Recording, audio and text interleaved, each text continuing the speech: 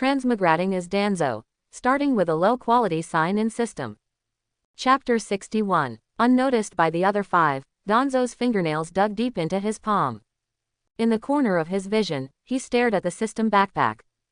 The data, Small Soul Society fragment, 218 feet appeared before his eyes. There was still a long way to go, and Tobarama-sensei was about to embark on a journey of no return.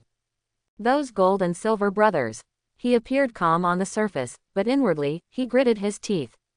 Perhaps the cycle would be long, but as long as the fragments were collected, perhaps his sensei could be revived.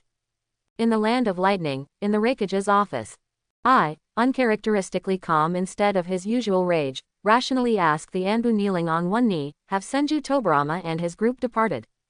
Reporting to Raikage-sama, we received a letter a few days ago. The Hokage is already on his way. The Anbu respectfully replied. Anbu, that's right. After the defeat, I immediately set about studying Senju Tobarama's governance methods. First, he established the Hidden Cloud Village Anbu, and then he opened the Hidden Cloud Ninja Academy. He completely copied Senju Tobarama's governance methods. The more he studied, the more he felt that Senju Tobarama was a genius, and he couldn't muster any intention of resistance. But little did he know, while he was praising Tobarama's intelligence and talent, and thinking about how to sign a truce agreement to minimize losses. In the land of lightning, in the Thundercloud Gorge, heat waves warped the air, and the constant roar of thunder indicated that something big was about to happen. Big brother, this coward, the second Hokage. I want to kill him with my own hands right now. Silver Kinkaku's expression was deranged as he fiercely crushed a rock in his hand. Gold Kinkaku brushed the gourd tied to his waist and said with a sense of strategic control, ha ha ha, don't rush. The real show only begins when Senju Tobarama arrives. Nine-tailed chakra burned with a fine, stinging sensation in his blood vessels. Gold Kinkaku looked at the 20 neatly arranged elite Jonin, gaining a lot of confidence. During the war, they didn't make a move, because they had already anticipated that the second Hokage and the other village's useless ninja were no match for Senju Tobarama. Whenever the Raikage asked about them, the subordinates only dared to say they were preparing for battle. In reality, they were instilling ideas in their ninja subordinates, fully preparing for the upcoming coup. They felt that defeat was a disgrace. The Raikage was weak, they hated Konoha and the Konoha peace agreement. This time, they would solidify and establish their position as the strongest in the ninja world by attacking two cage-level figures. They wanted the land of lightning's territory to gradually expand, they had grand ambitions and strong initiative. They, the brothers, were the strongest. Tobarama-sensei, we are entering the land of lightning, Danzo said in a deep, cautious voice. Do as I say, and be careful with everything. Tobarama waved his hand sharply, and the 6 people around him immediately obeyed. They all nodded, but what they were thinking internally was unknown. In any case, Danzo was extremely flustered. He knew that something big was about to happen. Even though he already knew about the incident, it concerned Tobarama-sensei's life, which made it truly unacceptable to him. A day passed in a flash, and the heat in the land of lightning was even more intense than in Konoha. Danzo tugged at the collar of his guard's black uniform, which clung to his back. This fabric was breathable enough in Konoha territory. But here, it felt like entering a furnace, stifling like a shroud. The Konoha 7-member team successfully arrived at Kumogakure, on the first floor of the Raikage building. After the Kumogakure Anbu symbolically confiscated their weapons, the 7 were respectfully led upstairs. Seeing the 7 enter, the Gold and Silver brothers, standing behind the Raikage, exchanged nods, signaling that the show was about to begin. They decided to make their move when Senju Tobarama and the second Hokage were deep in conversation. Hokage Dono, you've finally arrived, please, have a seat. I tried to humble himself, but this only made the Gold and Silver brothers dislike him even more. They clenched their fists but held back, now was not the time. Tobarama slapped a scroll onto the table. It recorded the compensation the 4 villages were to give Konoha. No need for idle talk, let's sign the truce and compensation agreement. Tobarama's attitude made the Gold and Silver brothers even harder to bear. Their fists clenched, making creaking sounds in the shadows. Hokage Dono, aren't the compensation terms a bit too harsh? I tried to salvage a sliver of hope for reduced compensation. There's no room for negotiation. You attacked Konoha, and you think you can just stop the war whenever you want. What kind of joke is that? Tobarama's words were cold, carrying an undeniable tone. I didn't want to waste time either. After all, the compensation would be paid by all 4 villages. He didn't dare provoke Hokage Senju Tobarama, so he would just deal with the other guys. Kumogakure had contributed the most to the war, so they should pay less, and there would be plenty of time to haggle with those other guys later. I finally compromised, just as he was about to sign, agree, on the scroll. Danzo knew that what was coming would inevitably come. The sound of gold Kinkaku and silver Kinkaku clenching their fists could no longer be hidden. They thought to themselves, how ironic. Kumogakure kneeling to sign the agreement looks exactly like the Morio suppressed by the Six-Path Sage. Gold Kinkaku's golden rope flew out of his hand, instantly binding the second Hokage. Silver Kinkaku. Gold Kinkaku roared. What are you doing? I yelled furiously. Silver Kinkaku, following orders, thrust his 7-star sword through his chest, directly hitting his heart. Blood slowly dripped from the blade, splattering with a pat onto the permanent peace treaty. The second Hokage, died without even leaving a last word. Kinkaku's troops. Annihilate the traitors. Gold Kinkaku's roar echoed through the office. Dozens of dark figures instantly smashed through the windows and streamed in. Go! Tobarama's sharp cry, along with the flying thunder god jutsu formula beneath his feet, lit up simultaneously. From the moment he stepped into the Raikage's office, he had been constructing the flying thunder god formation. Except for Danzo, the other 5 immediately looked startled. They had never imagined that their first mission with Tobarama-sensei would encounter such a terrifying scene. A majestic cage-level expert, the cage of a village. Killed inexplicably, died inexplicably before their eyes. Before they could react, the flying thunder god jutsu formula that lit up beneath their feet instantly whisked them away. Whoosh! The next moment, they were back in the narrow valley path at the entrance of Kumogakure village.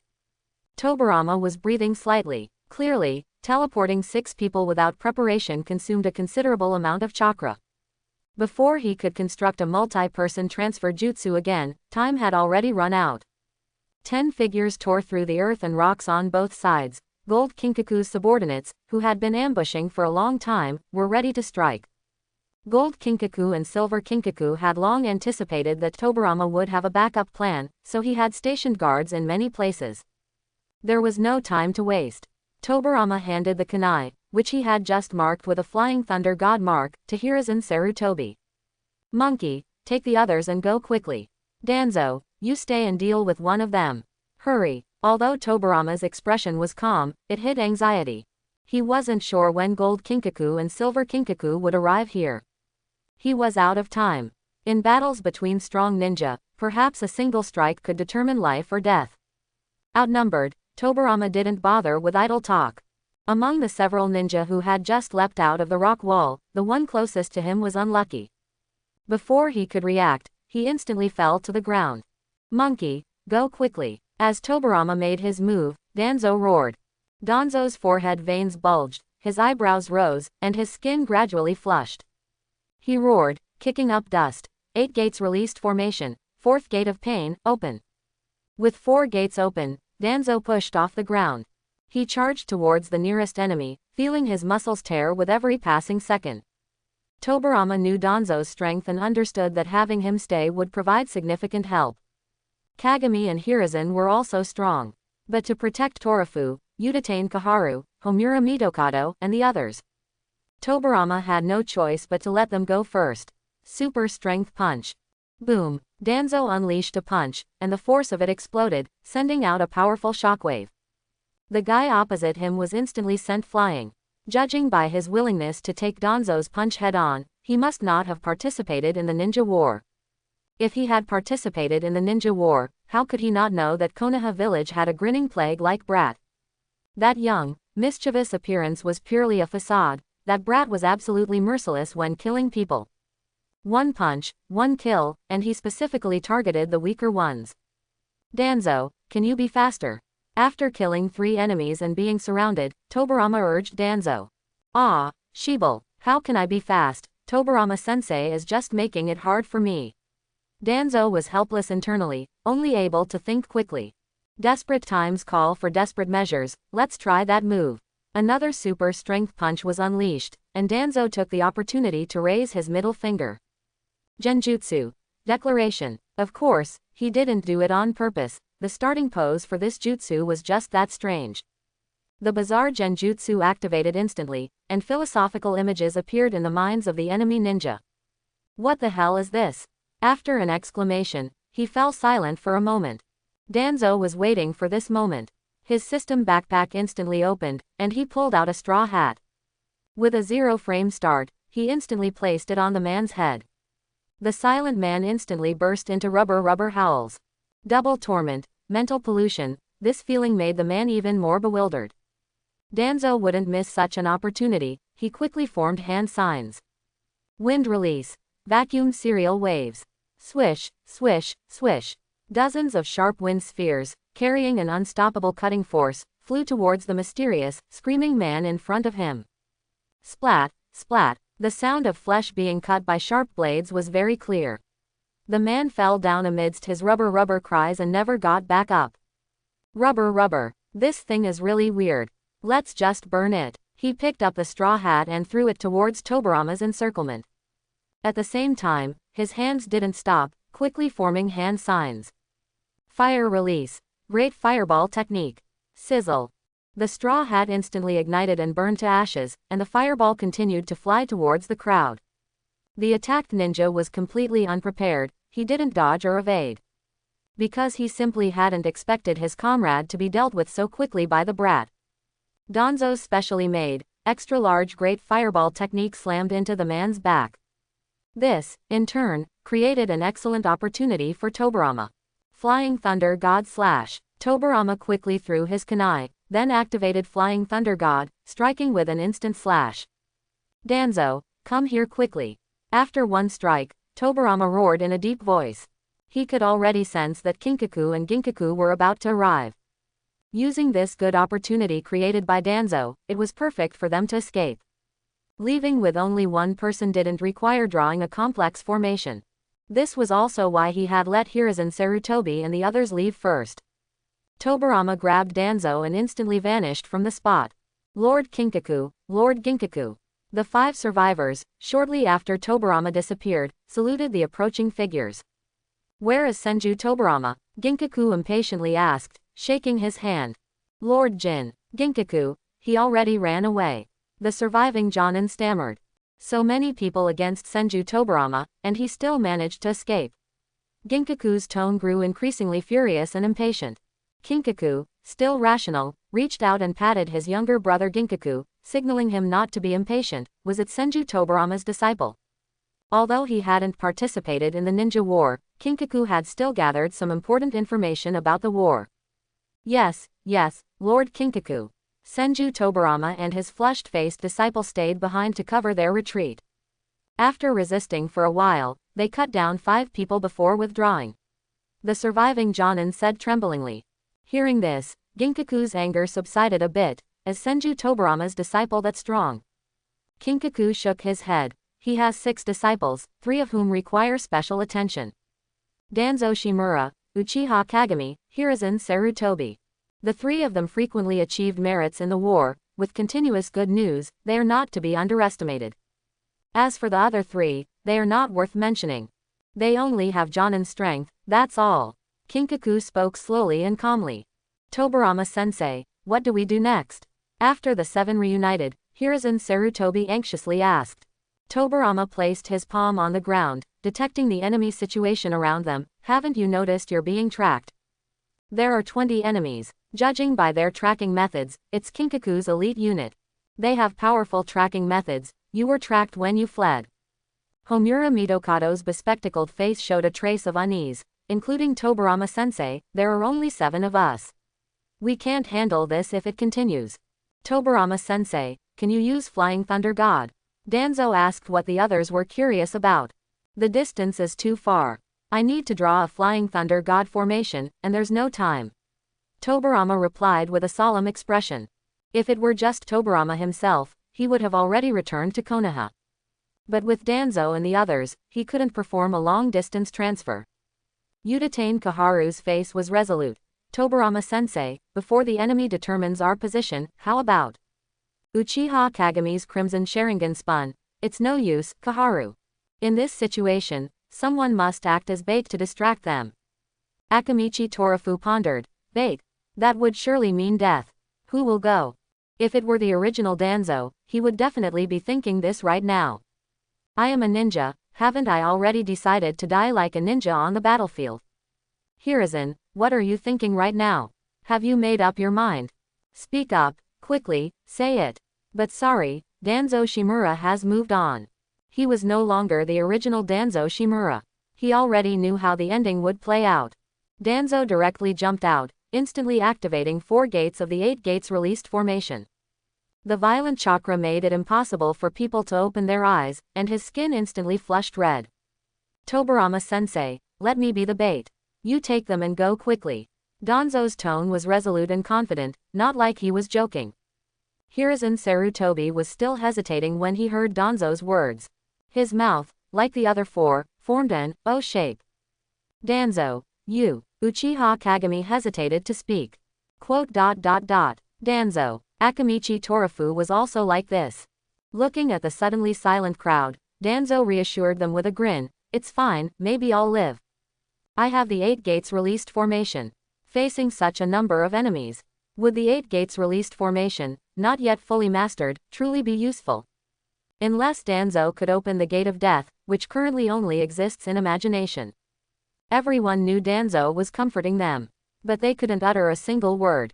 Danzo, don't you have any hesitation at all? Hiruzen Sarutobi muttered to himself. Is my resolve not enough, Danzo? Danzo. At this moment, the silent Tobarama finally spoke. Of course I'll be the decoy.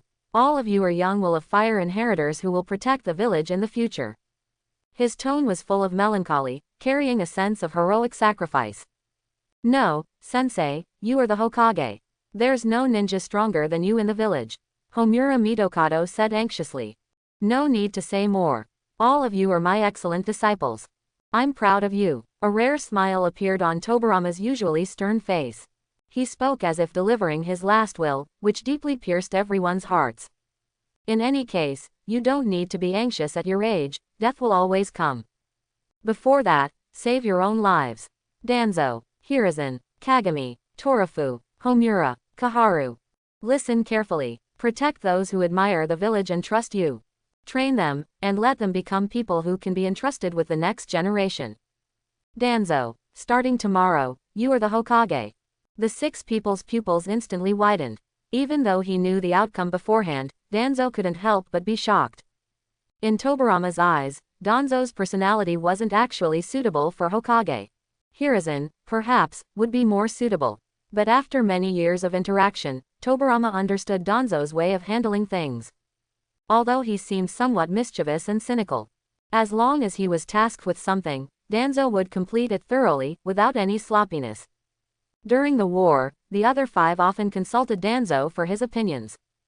Danzo's strength was beyond doubt. He was the strongest among his disciples. Tobarama's reason for training disciples was also to select a new Hokage candidate. Although the time was a bit early, it was time to make a decision.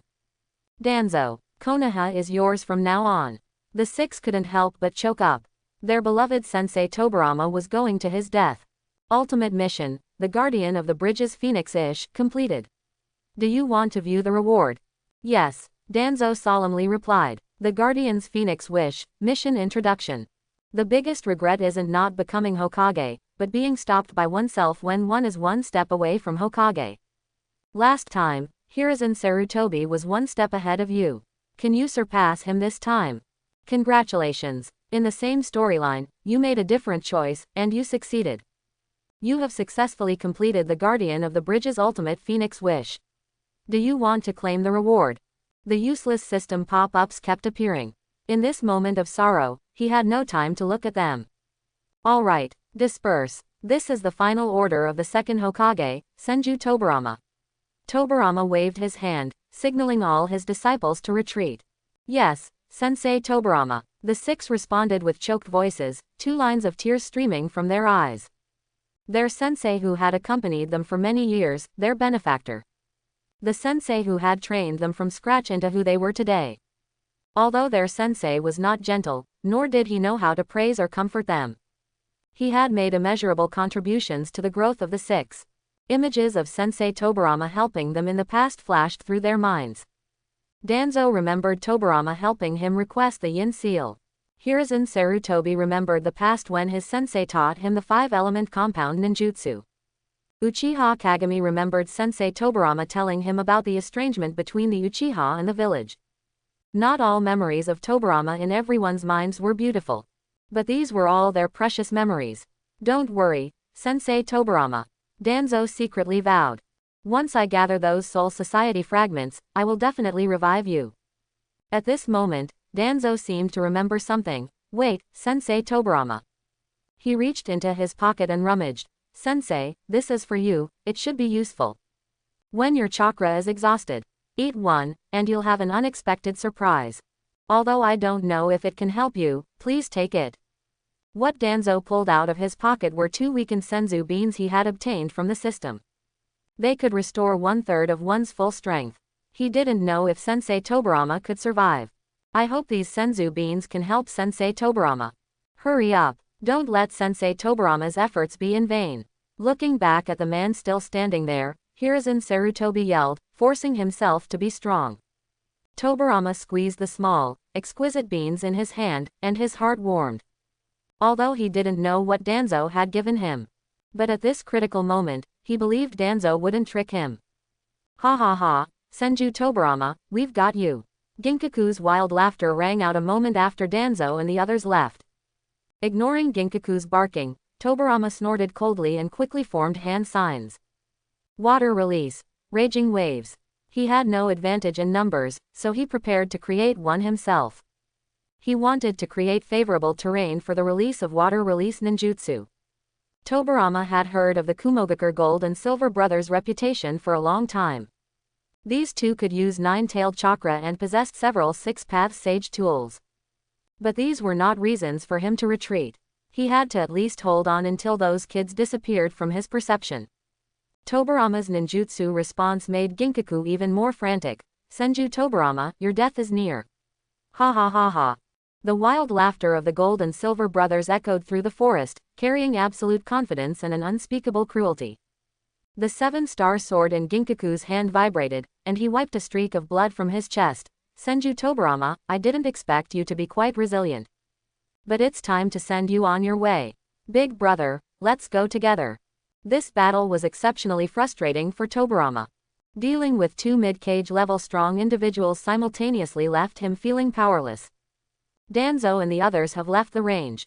Tobarama sensed intently. Oh, Senju Tobarama, Ginkaku sneered. Looking at you, are you thinking about your disciples? Don't worry, I've arranged everything. Ginkaku's troops, 20 elite Jonin, are in pursuit. They'll be hanging with you soon.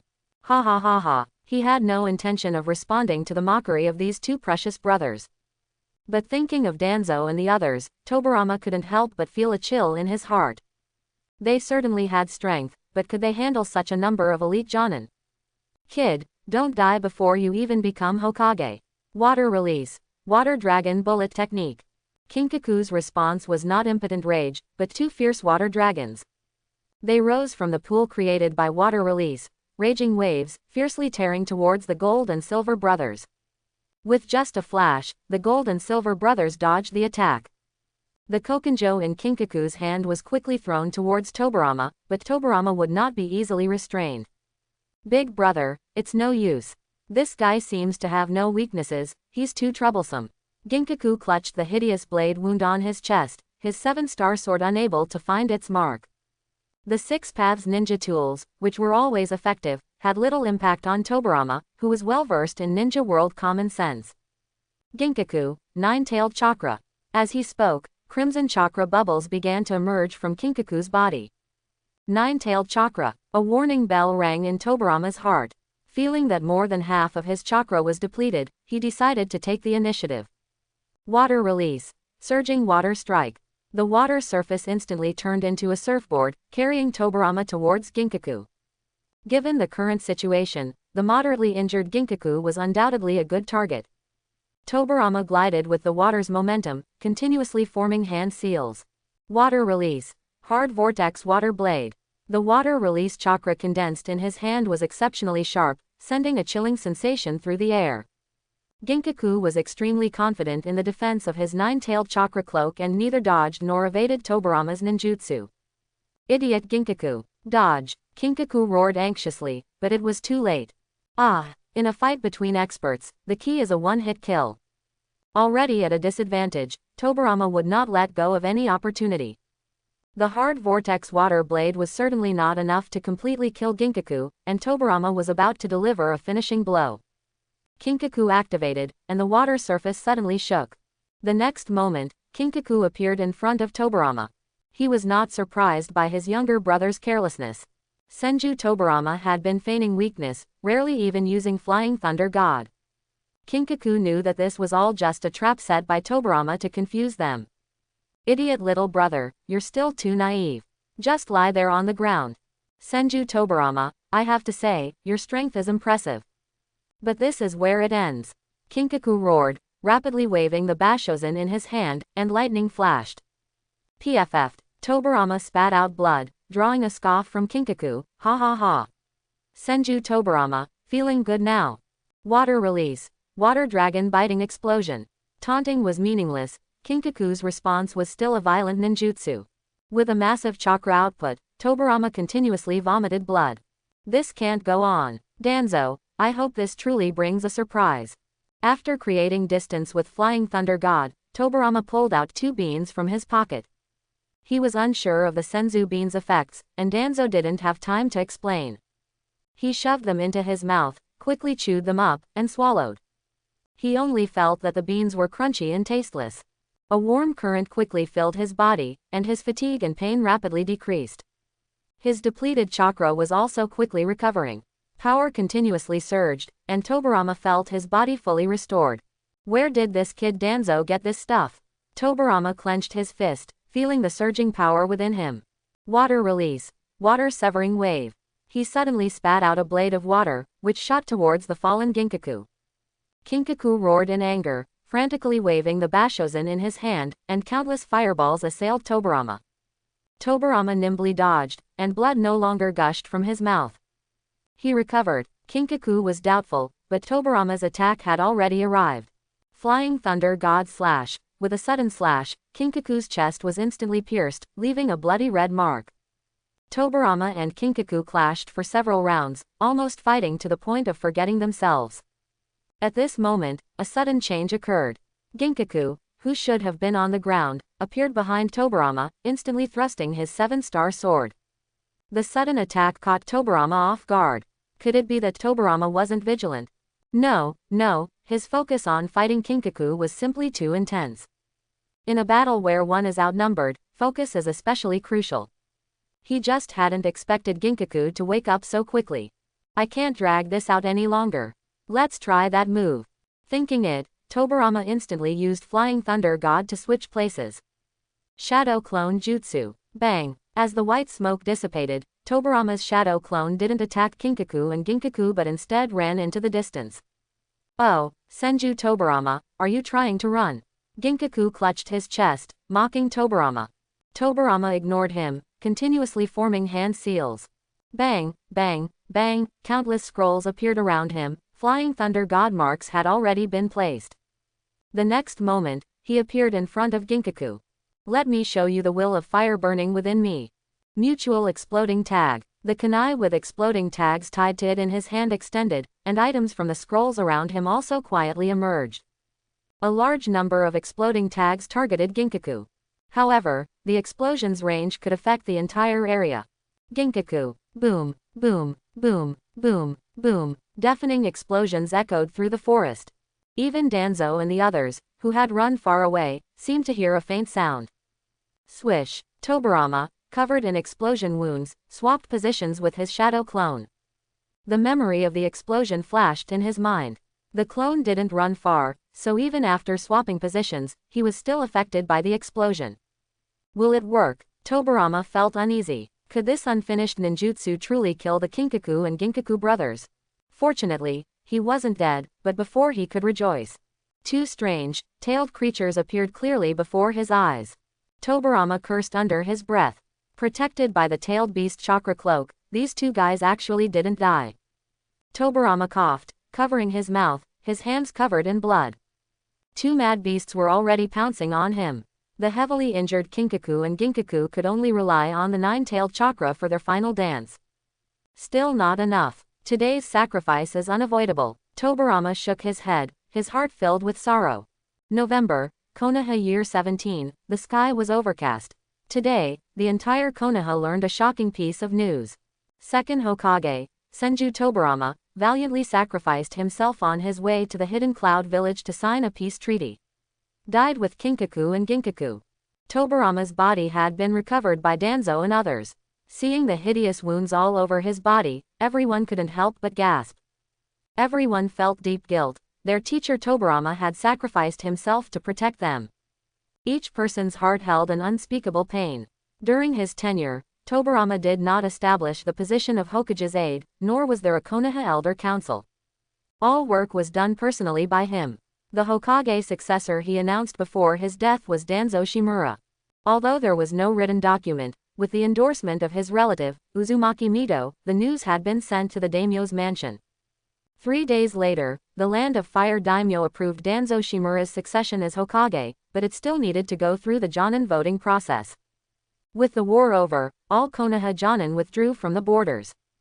Aburame, Yamanaka, Nara, Akamichi, Inazuka, Hyuga, Uchiha, Sarutobi, etc.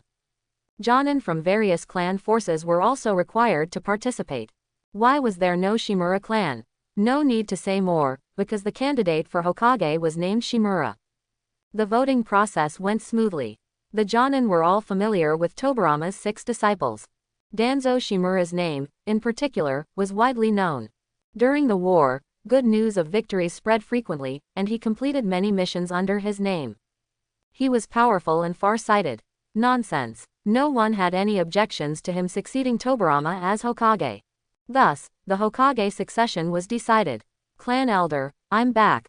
Danzo shouted into the inner courtyard as usual, but his voice lacked its usual cheerfulness. Clearly, Tobarama's death had dealt him a significant blow. Danzo, you. Sigh. The clan elder stammered. Danzo, don't be too sad. Clan elder, I made it.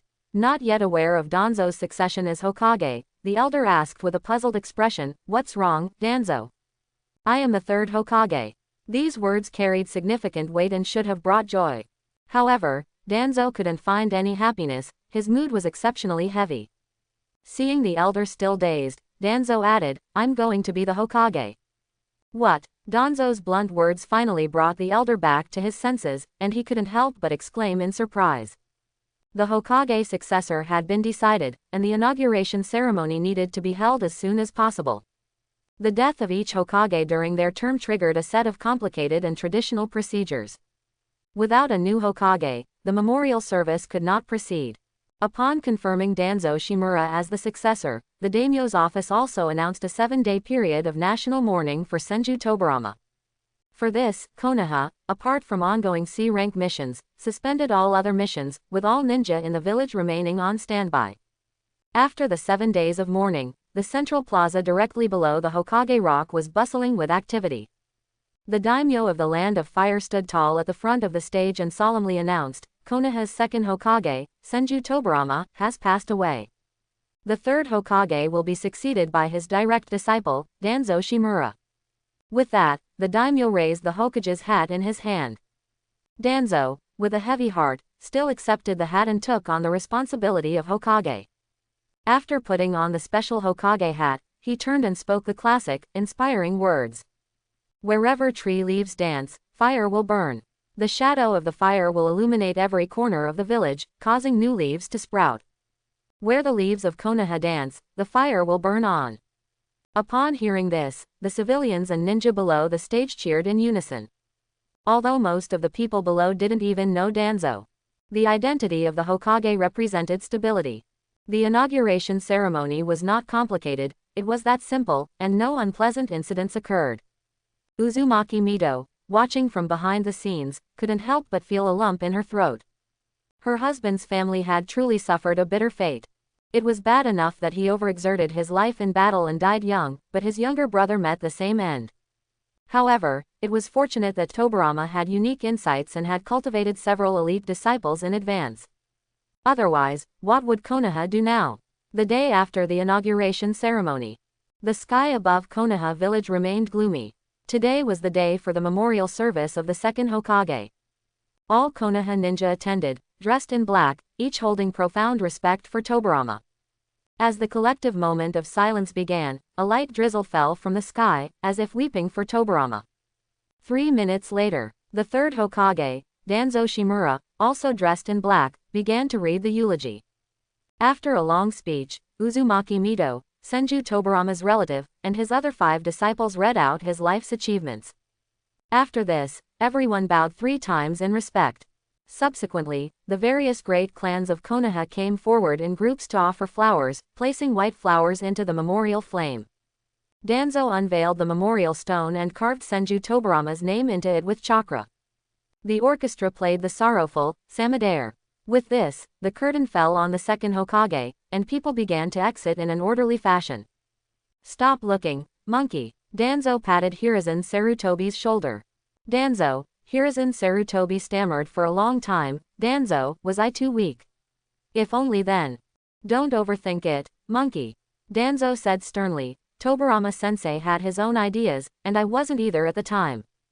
Homura Mitokado, Uchiha Kagami, Akamichi Torafu, and Uchiha Kagami stood silently behind the two, watching. Let's go. Don't disturb Tobirama-sensei anymore. Danzo feigned composure. Let's go to the Hokage's office, I have something to discuss with you all. He pulled Hiruzen Sarutobi, and the other 4 slowly followed behind him. The path to the Hokage building was not far.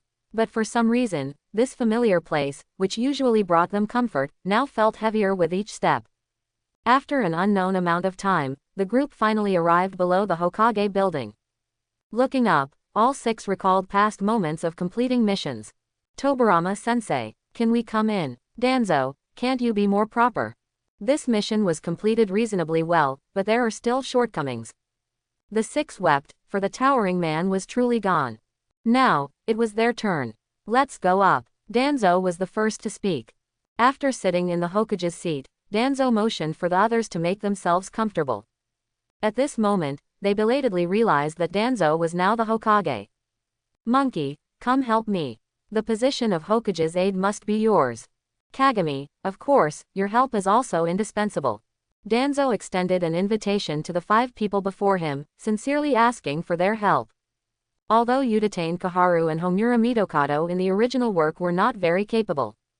But now it was different, because he was the Hokage. Hokage-sama, an urgent matter to report. An Anbu member knelt on one knee, his masked face showing no expression. Speak. Danzo's words were brief, and his intimidating aura, without anger, somewhat resembled Tobirama's back then. Hokage-sama, Hidden Cloud Village says they demand an explanation from you. The Anbu reported truthfully, with a slight stutter. An explanation. The Anbu member felt the air around him thicken, chillingly cold. Danzo's rage and killing intent erupted instantly. To hell with them. Do they even deserve to demand an explanation from me? If the Kumogakure guys had any shame, they'd keep quiet. If not, Danzo wouldn't mind sending them on their way. 4 months had passed, and Danzo's strength had advanced once more. The creation rebirth technique, a complement to the Yin seal, had been mastered. He had also tried using the Myobo technique once, and although he couldn't use it for extended periods, his strength was now firmly at cage level. If he also activated the 8 gates released formation, Danzo believed he feared no one.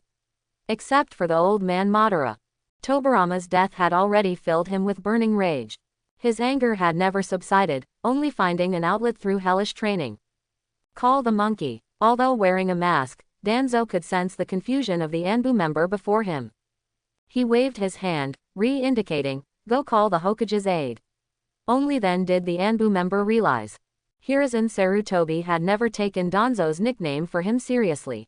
Until one day, Tobirama-sensei also started calling him that. Don't just stand there, monkey, look at this. Danzo pointed to the document on the table. Hiruzen Sarutobi frowned slightly, picked up the document, and looked up. What? These guys, they still have the nerve to demand an explanation. Hiruzen Sarutobi slammed his hand on the table, killing intent flashing in his eyes. His expression was identical to Danzo's. This was not the cunning schemer whose edges had been smoothed out later. Instead, he was a genuinely passionate young man, and such a reaction was normal. Tobarama's death had been a significant blow to them. Even Akamichi Torafu, who used to slack off a bit during training, became disciplined after that. What do you say? Fight. Danzo's words, though exceptionally concise, conveyed an undeniable resolve. Fight. Hiruzen Sarutobi replied with absolute conviction. Why not fight? This time, we'll fight until they're scared. Their eyes were more resolute than ever before. Apart from the civilians in each village, not a single ninja admitted that the Ninja World War was over. The deaths of Second Hokage, Senju Tobarama, and Second Hokage, Ai, were undoubtedly a bigger fuse. Danzo didn't know how those two fools, Kinkaku and Ginkaku, had arranged things before their deaths. But it was definitely nothing good. Kumogakur dared to stir even without a rakeage. Since they wanted to pressure Konoha, then so be it. He, Danzo Shimura, would not be afraid. Other villages were currently in a wait-and-see state. They were all waiting, hoping to profit from the situation. The death of Second Hokage, Ai, was entirely blamed on Konoha by Kinkaku's elite troops. If Danzo and the others knew about this, they would probably erupt in a murderous rage on the spot. All witnesses at the time were eliminated by Kinkaku's troops. As a result, their words became the truth. The Kumogakur higher-ups, kept in the dark, were all furious. How dared Konoha do this? Is there still justice? Is there still law, to kill the rakeage in their village? Hiruzen, prepare. Danzo clenched his fist and swung it forcefully. Bring Uchiha Kagami and the others, and ninja from each ninja clan. It's time to let those Kumogakur dark skins feel pain. 5 days later, at the border of the Land of Lightning. Overcast clouds pressed down, and the air was so humid it felt like water could be squeezed from it. Each breath carried a hint of coolness. Danzo stood at the front of the formation, his specially made Hokage battle robe flapping loudly in the wind. His gaze swept over the dense mass of Konoha ninja behind him. His voice was not loud, but it clearly suppressed the sound of the wind. Deploy as planned. Remember one thing. Try not to harm civilians. Danzo waved his hand, the decision made. What did civilians do wrong? In the first stage of the ninja war, when other villages attacked Konoha's various defense lines, they also did not harm civilians. From a humanitarian perspective, Danzo also did not wish to harm civilians. This was Danzo's only bottom line. Was it enjoyable to inexplicably harm those ordinary people? This was something only a good-for-nothing would do. Danzo led his troops to the Land of Lightning border with great fanfare. Did the restless Kumogakur not react? Absolutely not. The remaining 18 members of Kinkaku's troops had already led a large number of Kumogakur elites to block them. When Konoha attacked, the Kumogakur troops would launch a counterattack at any time. Meanwhile, in the main camp of the Kumogakur defense line, 3rd Hokage, Danzo Shimura, age 18, the commander of Kinkaku's troops, Yaroromi, exclaimed in surprise, "Are you sure you haven't made a mistake?" "My Lord Commander, I am absolutely, positively sure. There's definitely no mistake. This guy is that young, yet incredibly powerful. He cannot be underestimated." During the first stage of the ninja war, he already made a name for himself, killing countless enemies. As night approached, the Konoha side had completed its deployment. Hiruzen, execute the plan as discussed before. With that, Danzo personally blew the war horn. All troops, advance. Danzo's plan was to lead the main force in a frontal assault. Hiruzen Sarutobi, Uchiha Kagami, and Akamichi Torafu would lead an elite squad to raid the rear. Sneak attacks might not be glorious, but what did it matter if they led to victory in war? They weren't harming the innocent, and Danzo had done plenty of such things before anyway. Whenever Tobarama went on an expedition, he would lead by example, striking down enemies first, with every move being fatal. As the leader of this expedition, Danzo also had to do this. This act was to build confidence and to display his strength. Since he became Hokage, he had never truly shown his abilities. As a result, most of the ninja behind him didn't even recognize him. They had only followed him because of the title of Hokage. This trip was his best moment to make his mark. He would leave an indelible impression in everyone's hearts. Perhaps not incredibly powerful, but definitely shocking. Lord Commander, Konoha is making a move. A Kumogakur Anbu knelt on one knee, anxiously reporting to Yororomi. No need to worry, little Konoha. Yororomi appeared unusually confident. My 18 Kinkaku's troops can handle them with one hand. The Kumogakur Anbu's mouth twitched under his mask, he truly couldn't believe it. Such arrogant words would come from their Lord Commander's mouth. He couldn't imagine what would happen next if this person led the counterattack. The two armies stood facing each other, neither moving. Danzo Shimura, just a brat. No one responded to his taunts, and Yororomi's face fell.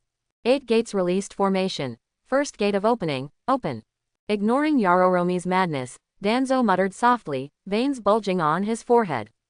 Immediately after, the second, third, and fourth gates opened in succession. 8 gates released formation, fifth gate, open. In an instant, Danzo's skin turned red at a visible speed. The chakra airflow around him hummed, kicking up a cloud of dust. Danzo gritted his teeth. 5 gates should be enough, right? Against this unfamiliar opponent, Danzo had to be cautious. To be the captain of Kinkaku's troops, he had to be an elite among Jonin. Without thinking further, Danzo attacked first. Konoha, strong whirlwind. He didn't aim for a fatal blow, only to establish momentum. He wanted to create an image of himself dominating the opponent, boosting his side's morale. Facing Danzo's sudden attack, Yororomi was startled at first but quickly reacted. Danzo, who didn't play by the rules, was somewhat similar to Senju Tobarama. Recalling the last scene of Lord Kinkaku and Ginkaku fighting him, Yororomi couldn't help but swallow. Danzo's speed was too fast, it was impossible for him to counterattack, so he could only passively defend. Already underestimating Danzo's strength, Yororomi didn't take this blow seriously. He didn't know until he took the hit, it was a shock. He admitted that he had completely underestimated this brat in front of him. Such a powerful and heavy blow would probably be unstoppable for an ordinary Jonin. Daring not to be arrogant anymore, Yororomi quickly distanced himself. Passive defense infuriated him. Lightning release, lightning ball barrage. The counterattack came instantly. He was indignant. How could a mere brat become the cage of a village? He had lived for over 30 years and had never heard of such an absurd thing. He hadn't even become Raikage yet. Konoha. Strong whirlwind's probing attack didn't work, which didn't surprise Danzo. He flashed, dodging the lightning ball, and a high-density chakra orb condensed in his hand, chakra-enhanced strength. Boom! A direct punch slammed into Yororomi, and the chakra orb instantly exploded. A violent surge of air spread in a ring, cracking the surrounding earth and stones. Initially, Yororomi felt no serious harm, thinking this blow might be a feint. But when he coughed up blood and felt pain in his internal organs, he realized it was too late. Danzo's hand seals were already complete. Water release, water dragon bullet technique. It surged forward wildly.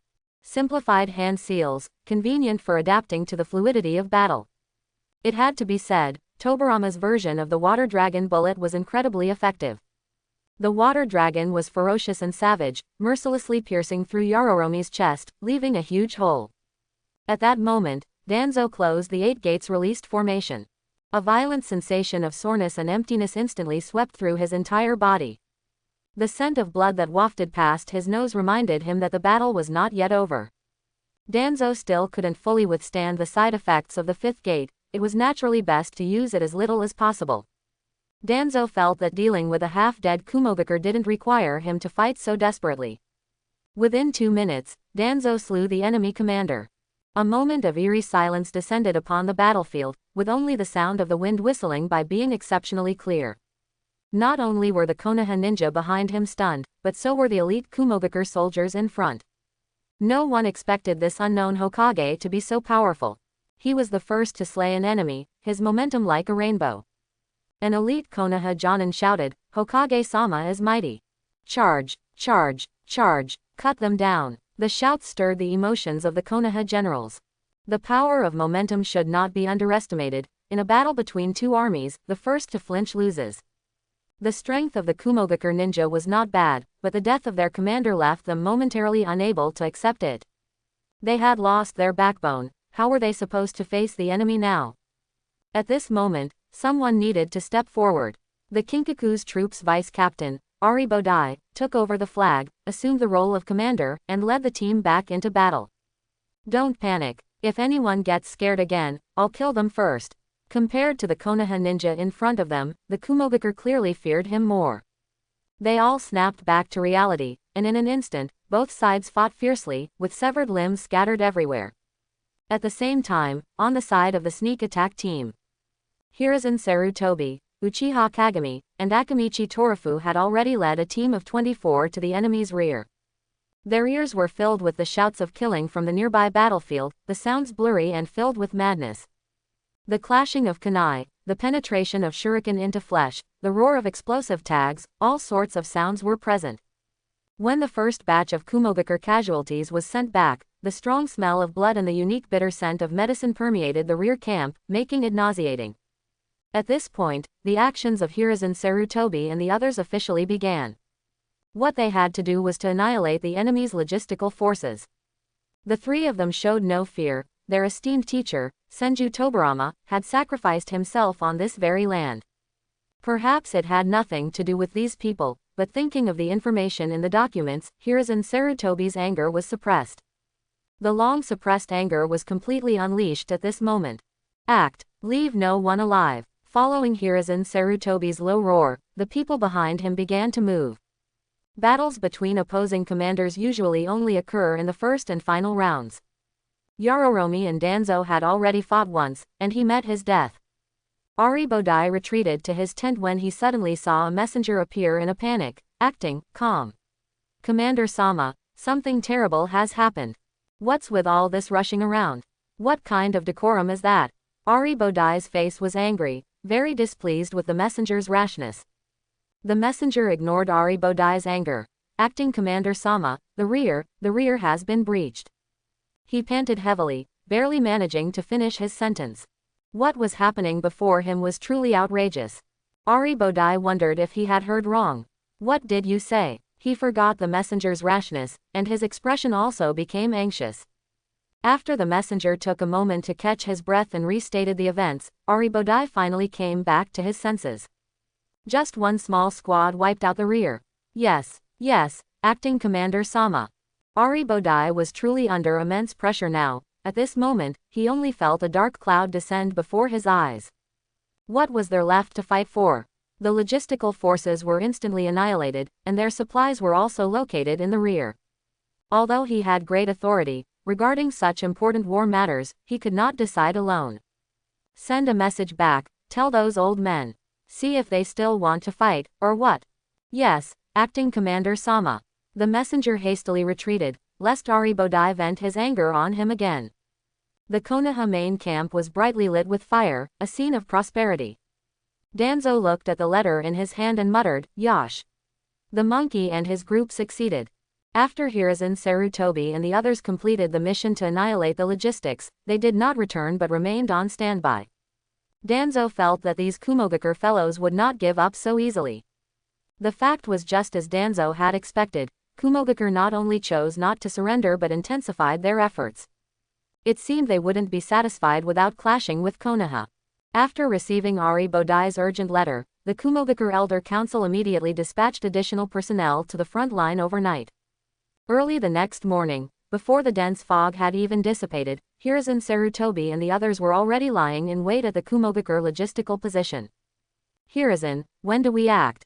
Uchiha Kagami asked, unable to contain himself as he looked at the newly arrived Kumogakur logistics. Hiruzen Sarutobi pondered for a moment. "No hurry, it's best to wait until Danzo's side begins." Danzo walked out of his tent, only to see that the various clan units had already assembled, awaiting orders. "Today, we'll make Kumogakur fear us. Depart." Danzo's tone was serious, his expression cold like a drawn sword. The two armies faced each other again, and Ari Bodai, having learned his lesson, dared not underestimate Danzo. To avoid falling into a passive situation, Ari Bodai decided to strike first. Lightning release. Lightning illusion. Lightning pillar. A massive lightning pillar rose from beneath Danzo's feet. He was already prepared, and with a flash, he dodged the attack. Where Danzo had stood, the lightning pillar had blasted out a charred crater, with overturned earth and black smoke still rising. Wind release. Vacuum great sphere. Consecutive blasts. Before Ari Bodai could continue his attack, Danzo's counterattack had arrived. Countless sharp wind spheres shot towards Ari Bodai. Ari Bodai dodged continuously, his figure blurring into several afterimages. Few of Danzo's wind spheres hit their mark. But was Danzo's goal truly to hit him with the vacuum great ball? Yes, if he could hit, that would naturally be best. If he couldn't hit, it didn't matter, because the Kumogakure ninja behind him were about to suffer greatly. Aha! Screams of agony echoed, and Ari Bodai immediately felt that something was terribly wrong. He shouldn't have been weaving and dodging within his own ranks. He could dodge the attacks, true, but these foot soldiers behind him couldn't. His vision was blocked by Ari Bodai, and Danzo's vacuum great ball was already right in front of his face. It was too late to dodge. Ari Bodai roared, "Lightning release! Lightning armor!" A lightning cloak enveloped Ari Bodai's upper body, and the air crackled. Danzo knew this was a low-grade version of lightning release, chakra mode. This guy actually wanted to court death with taijutsu. Danzo didn't mind obliging him. 8 gates released formation, 4th gate of pain, open. To deal with you, 4 gates are enough. Danzo growled, his words filled with confidence. Ari Bodai, in terms of pure strength, was no match for Yaroromi. The veins on his forehead instantly bulged, his entire skin rapidly turned red, and chakra dispersed, kicking up dust from the ground. Danzo's speed was already very fast after opening the 4th gate, but he still used the shave technique. Konoha. Rock breaker ascent. Chakra condensed in his lower leg, a heavy blow violently smashed into Ari Bodai's face. The low-grade lightning armor was useless. The moment Danzo kicked him, it couldn't even be maintained. Ari Bodai screamed and was sent flying backward. Danzo shook his light body. It's time to end this. Wind release. Vacuum consecutive wave. Not wanting to waste more stamina, Danzo chose to use low-level ninjutsu to win by sheer volume. Ari Bodai struggled to stand up, but it was impossible to counterattack again. After forcefully taking on more than 10 sharp chakra blasts, Ari Bodai was no longer able to fight. With Danzo's final great fireball technique jutsu, Ari Bodai, the deputy captain of Kinkaku's troops, met his end. Run! The commander is dead again. A chunin from Hidden Cloud Village suddenly shouted in panic. Panic spread like a plague, and the lingering belief in their hearts instantly collapsed. It was bad enough that their grand commander died, but today, their acting commander also perished. Their strength was already inferior to the two, and even their commanders couldn't defeat them. So, why should they even bother fighting? Kill those who should be killed, capture those who should be captured. Danzo commanded the ninja behind him after closing the 4 gates. At the same time, in the new logistics department of the Hidden Cloud Village troops, screams of agony continuously echoed, accompanied by similar shouts of battle from afar. Hiruzen Sarutobi and the others once again annihilated the logistics troops that Kumogakure had sent overnight. About an hour later, Hiruzen Sarutobi led the captives back to the Konoha camp. "Oh, Danzo, finished so quickly." Hiruzen Sarutobi teased lightly. "Monkey, you're still too slow." Danzo replied with a happy laugh, in a great mood. After he killed Ari Bodai, the guys from Hidden Cloud Village, except for a few stubborn ones, all lost their will to fight and surrendered. The mop-up operation went exceptionally smoothly, and the casualties were minimized, but Danzo was still not satisfied. Some casualties could have been avoided. However, these guys were too high-spirited, which made them a bit overconfident and lose their vigilance. As a result, they were ambushed and killed without any means to retaliate. The aftermath continued, and 2 hours later, the Hidden Cloud Village Elder Council received shocking news. A messenger, relying on his speed, escaped from the battlefield and returned. From the messenger's mouth, they learned of the defeat of the main Hidden Cloud Village forces. The 4 elders were all filled with worry. The village had already lost its rakeage, and now things had come to this. Heaven wants to destroy our Hidden Cloud Village. The white-haired elder sighed. Report. Come in. Reporting. Elder, a letter from Konoha. Bring it over quickly. Hearing a letter from Konoha, the 4 elders' hearts all trembled. Having just been defeated, what good news could Konoha possibly have? The 4 looked intently. The letter's content was very simple, only 4 words: surrender or not. The content of the letter filled the Elder Council with rage. Konoha is truly going too far, killing the Raikage and then attacking us. Even now, they still believed that the Raikage was killed by Konoha. Yet, those two fools, Kinkaku and Ginkaku, were revered as Hidden Cloud Village heroes. Even if we don't surrender, there's nothing we can do, we can't afford to fight. The eldest of the four spoke, let's surrender. Alas. In May of Konoha year 18, the air was fresh, and the weather was clear. Hidden Cloud Village announced its unconditional surrender and agreed to sign a ceasefire agreement. The agreement was like a tyrannical clause, but Hidden Cloud Village had no choice but to accept it. Danzo introduced the concept of spiritual damages, and the enormous compensation made the Hidden Cloud Village elders miserable. They had fought for so long, and even lost his teacher Tobarama. How could he not strip a layer of skin off these guys? If not for this, how could he face the departed heroes, how could he face his teacher Tobarama? Besides that, a major event also occurred between Hidden Mist Village and Iwagakure. The second Mizukage, Hazuka Genjutsu, and the second Tsuchikage, Mu, fought fiercely over interests and perished together. Phew, it's finally over. Danzo, dressed in the Hokage's robe, let out a long sigh. Oh, right, Monkey, is the first Hokage's granddaughter attending the Ninja Academy. Danzo suddenly wondered. Hiruzen Sarutobi paused. Are you talking about Tsunade? Yes, Tsunade, what do you think about me taking her as my disciple? Danzo was starting to act out of character. No. He had changed history. The person who should have been in the Hokage position was Hiruzen Sarutobi. It should have been him who took Orochimaru, Jiraiya, and Tsunade as disciples. In the original work, the process and outcome of the three following Hiruzen Sarutobi were not good. For this, he decided to take on the heavy responsibility and bear everything in place of Hiruzen Sarutobi. He's not trying to steal them. Don't misunderstand, what kind of person is his Danzo? To be honest, you should thank me, Monkey. Danzo muttered to himself. After a moment of silence, Danzo decided to sneak away. Monkey, I'll leave the rest to you. Hiruzen Sarutobi stood stunned, watching Danzo escape through the Hokage's office window. He couldn't help but sigh. To whom did his teacher Tobarama really pass on the Hokage position? After dumping the Hokage's busy affairs on Hiruzen Sarutobi, Danzo did it for no other reason than to check the rewards the dog system had given him. He had long completed the mission, the final phoenix wish of Potcage-sama, guardian of the Great Bridge. The rewards should have been obtained earlier, but the system was truly a scam, claiming rewards actually required waiting. Coincidentally, today was exactly the day the countdown ended. He wanted to see what this ultimate mission reward truly was. Rushing home, Danzo plunged into his room. Looking at the 3-minute countdown remaining on the low-quality virtual screen, Danzo was overcome with excitement, silently praying, Ultimate Mission. Don't scam me again. Ultimate Mission. Fulfill the final phoenix wish of Potcage-sama, guardian of the Great Bridge. Mission status. Completed. Reward activation countdown. 30s. Reward activation countdown. 10s. Reward activation countdown. 1s. Boom. Congratulations, you got nothing. Just kidding. At a time like this, you're still joking with me, get lost. He cursed inwardly. Ultimate Mission Reward Selectable, 0/3. Reward 1. Modify rules, delete Black Pot missions, get Black Pot coins by signing in. Delete low-level roulette, make Golden Roulette Wheel permanent. Reward 2. Modify Black Pot mission rules, more scam missions, get more rewards. Reward 3.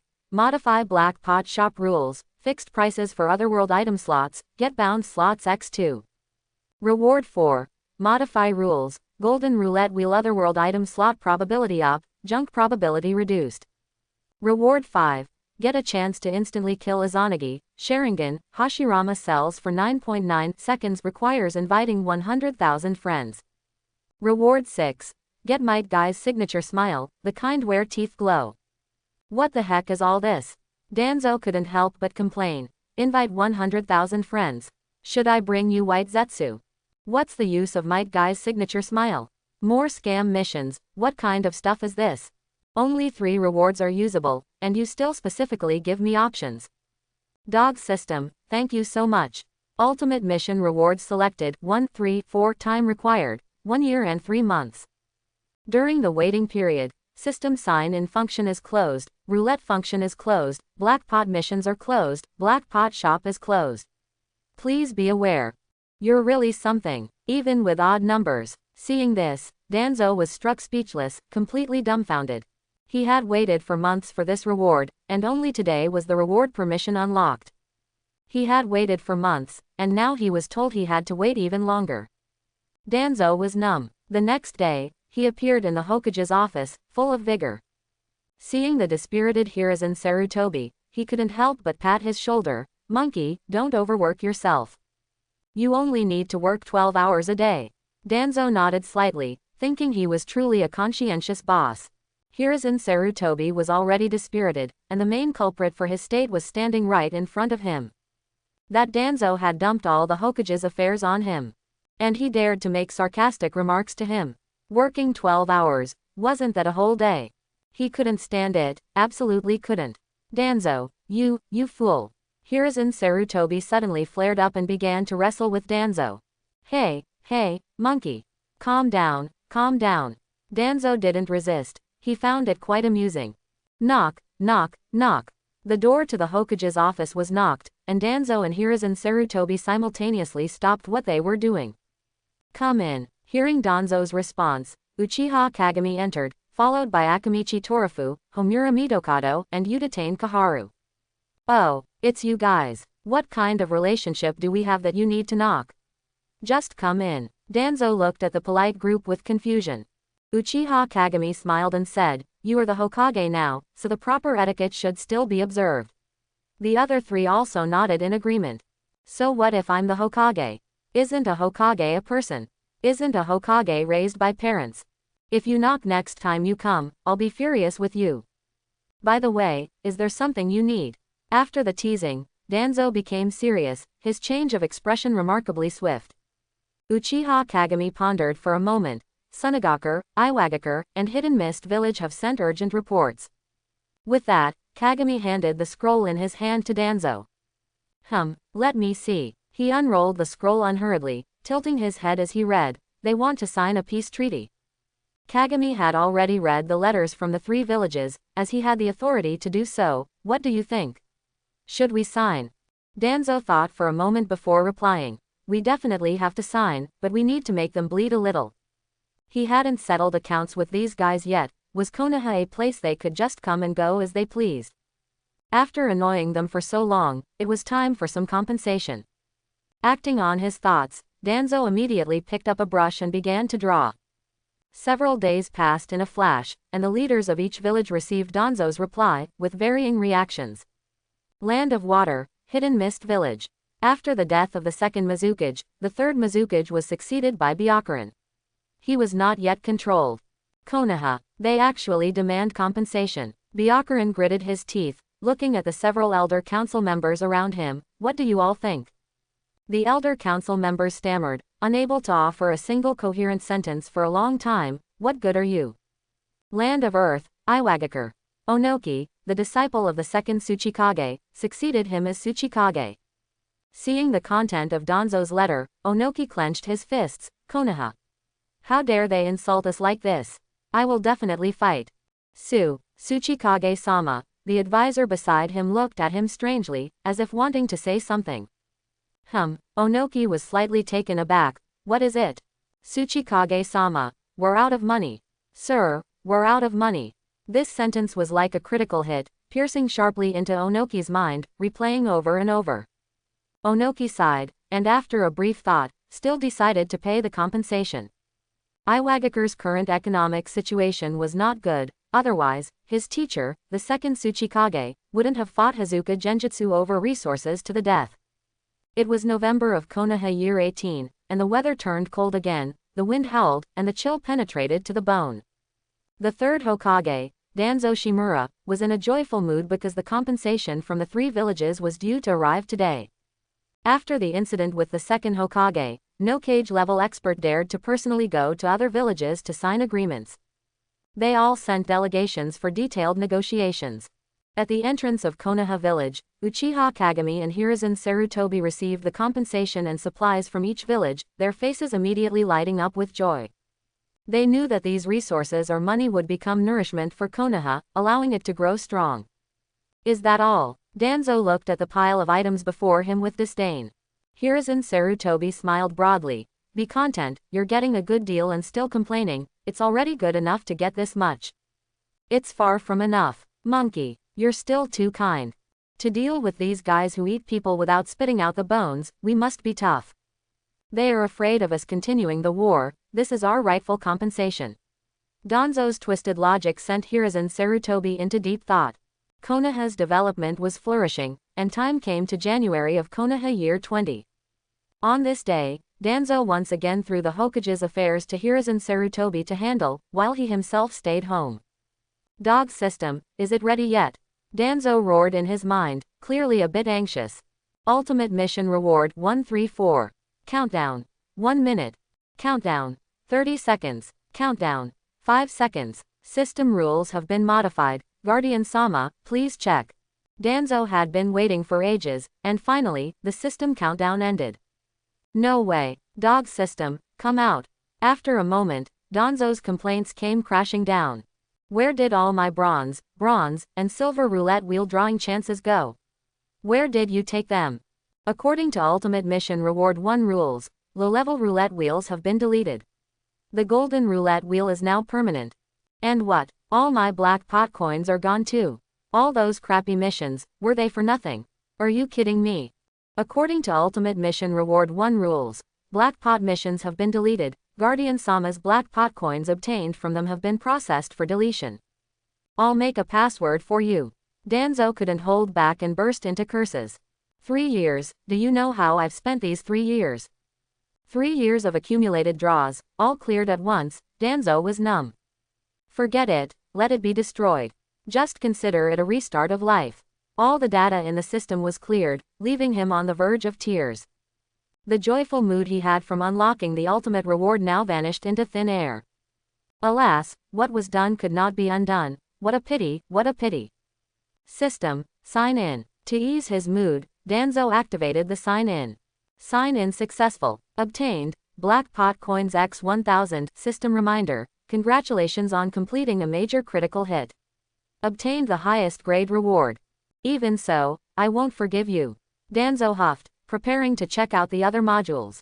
According to the system, the golden roulette wheel was now permanent, and he wondered how many days of signing in it would require.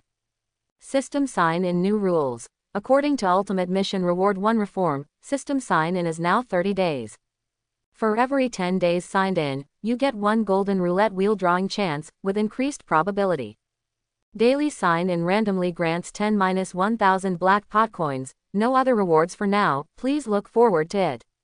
This is acceptable. Looking at the system's new rules, Danzo nodded slightly. These rules were at least better than before.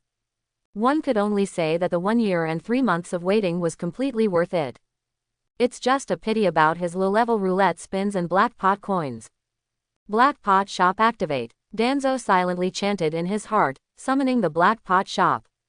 Before he could even check, the Black Pot Shop's new introduction automatically popped up. New Black Pot Shop. According to Ultimate Reward Rule 2, all sign-in items are deleted, and the price of another world items is fixed at 1000 Black Pot coins. You have obtained Binding Slots X2, allowing you to permanently purchase an item you already own, with the price determined by the system. Mua. What? 1000 coins? Why don't you just rob me? He remembered the 8000 black pot coins he had lost and felt another pang of heartache. No time like the present, I'm going to do it now. Mutters to himself, Danzo clicked to purchase with his mind. Congratulations on obtaining Small Soul Society Fragment X1. System note, Lord Hokage, please calm down, I'm giving you something good. Don't think that just because of this, I'll forgive you. Danzo's face was still filled with anger. The system's upgrade was a great thing for Danzo. With the binding slots, he could obtain Small Soul Society fragments more quickly. With the Small Soul Society fragment, Senju Tobarama's revival plan could be executed sooner. Perhaps he was a bit greedy. Ever since he obtained this fragment, he had been thinking about whether he could revive more people. Could those heroes of Konoha who perished in war be revived? They were also the masters, disciples, or important people to others. Who knows how many people were crying in places he couldn't see. Danzo wanted to become a dream weaver, allowing these people to live a second life. How about taking Madara's Rinnegan? Danzo's mind became active. He had a new plan, a bold, earth-shattering plan. Just like the legendary idea man, Dutch van der Linde, with his, I have a plan. Danzo wanted to steal Uchiha Madara's Rinnegan and put it on White Zetsu. Then have White Zetsu willingly sacrifice himself to perform the outer path, samsara of heavenly life technique. To revive the heroes of Konoha. Danzo didn't care about the guys from other villages. He would do his best to revive the heroic souls of Konoha. The only two difficulties were taking Uchiha Madara's eyes and dealing with the great filial son of the ninja world. Now that Danzo was Hokage, there were some things he needed to pay attention to. The plot had changed, and what would happen next was completely unknown. How to deal with the great filial son of the ninja world was something that needed long-term consideration. This guy was elusive and could hide anywhere. Perhaps he was observing near Danzo at this very moment. Just as Danzo's thoughts were racing, Hiruzen Sarutobi burst through the door. Danzo, aren't you going to take the first Hokage's granddaughter as your disciple? Danzo instantly snapped back to reality, pushing the matter of the great filial son to the back of his mind. Aren't they not graduated yet? Hiruzen Sarutobi's face was full of black lines. How come it feels like I'm the one taking disciples? Tomorrow is their graduation day, you better hurry. After Danzo became Hokage, to prevent the second batch of Ninja Academy students from taking too many detours. The Ninja Academy underwent reforms, and the Jonin team leader system was officially established. Sunlight streamed through the window into the classroom, and the Ninja Academy's graduation class assignments were proceeding in an orderly manner. Keitako Zhao, Shu Shiyubing, Genda Shini, Team 6. Orochimaru, Jiraiya, Tsunade, Team 7. Tsukumo Hatake, Kato Dan, Maeda Dai, Team 8. Congratulations again to all graduating students for becoming ninja.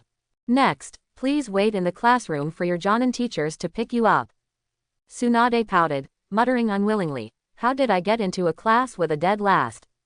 Hearing Tsunade's murmur, someone was displeased. HMPH, who cares about being with you, washboard?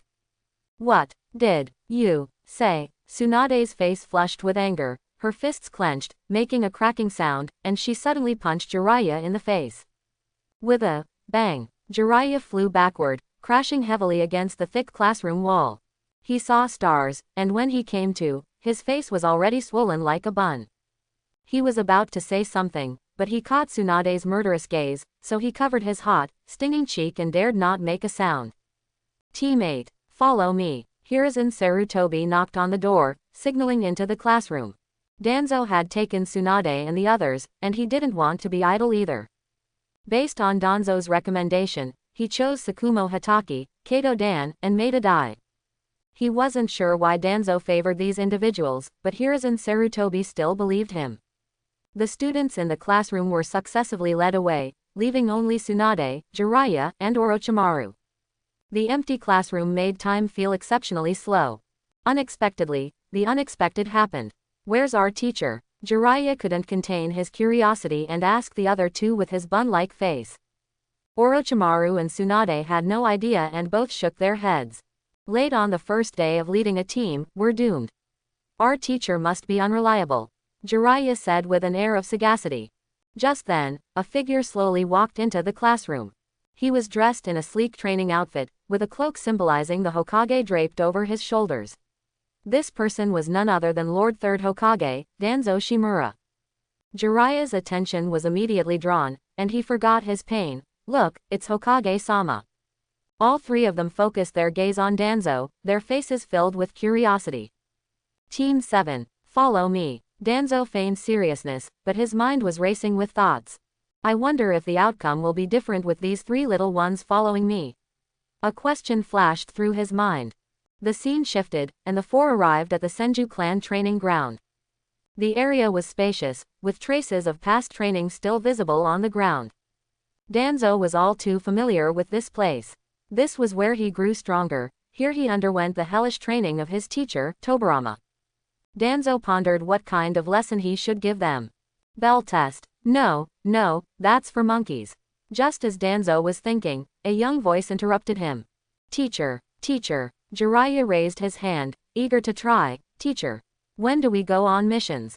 Orochimaru and Tsunade both looked at him as if he were an idiot. Tsunade thought to herself, how did this guy even graduate? Orochimaru didn't much care about Jiraiya's idiocy. What he most wanted to know was why the Lord Third Hokage himself would personally teach them. Interrupted by Jiraiya, Danzo didn't know what to do. This was his first time teaching, so a lack of experience was normal. Danzo, think about what teacher Tobirama would do. This thought popped into his head. Glaring at the unlucky Jiraiya, Danzo said, it's still too early to go on missions. Scanning Jiraiya's instantly crestfallen face, Danzo felt a sense of satisfaction. Next, let's introduce ourselves, starting with me. My name is Danzo Shimura, and second Hokage, Senju Tobirama, is my teacher. I excel in wind release, fire release, earth release, water release, and lightning release. I participated in the First Ninja World War and made a name for myself there. A few months ago, I led the Konoha army to attack Hidden Cloud Village and achieved victory. This is me. Alright, now it's your turn. Hearing Danzo's introduction, Jiraiya felt his blood boil. Teacher. Teacher. Me. My name is Jiraiya, I'm 11 years old, and my dream is to become a great ninja. And, I like pretty big. Stop. Danzo immediately cut him off, signaling Tsunade or Orochimaru to begin. Hello, teacher. My name is Orochimaru, and my dream is to learn all ninjutsu. Hello, teacher. I'm Tsunade, 11 years old. One day, I will change the medical system of the world and become the strongest and greatest medical ninja.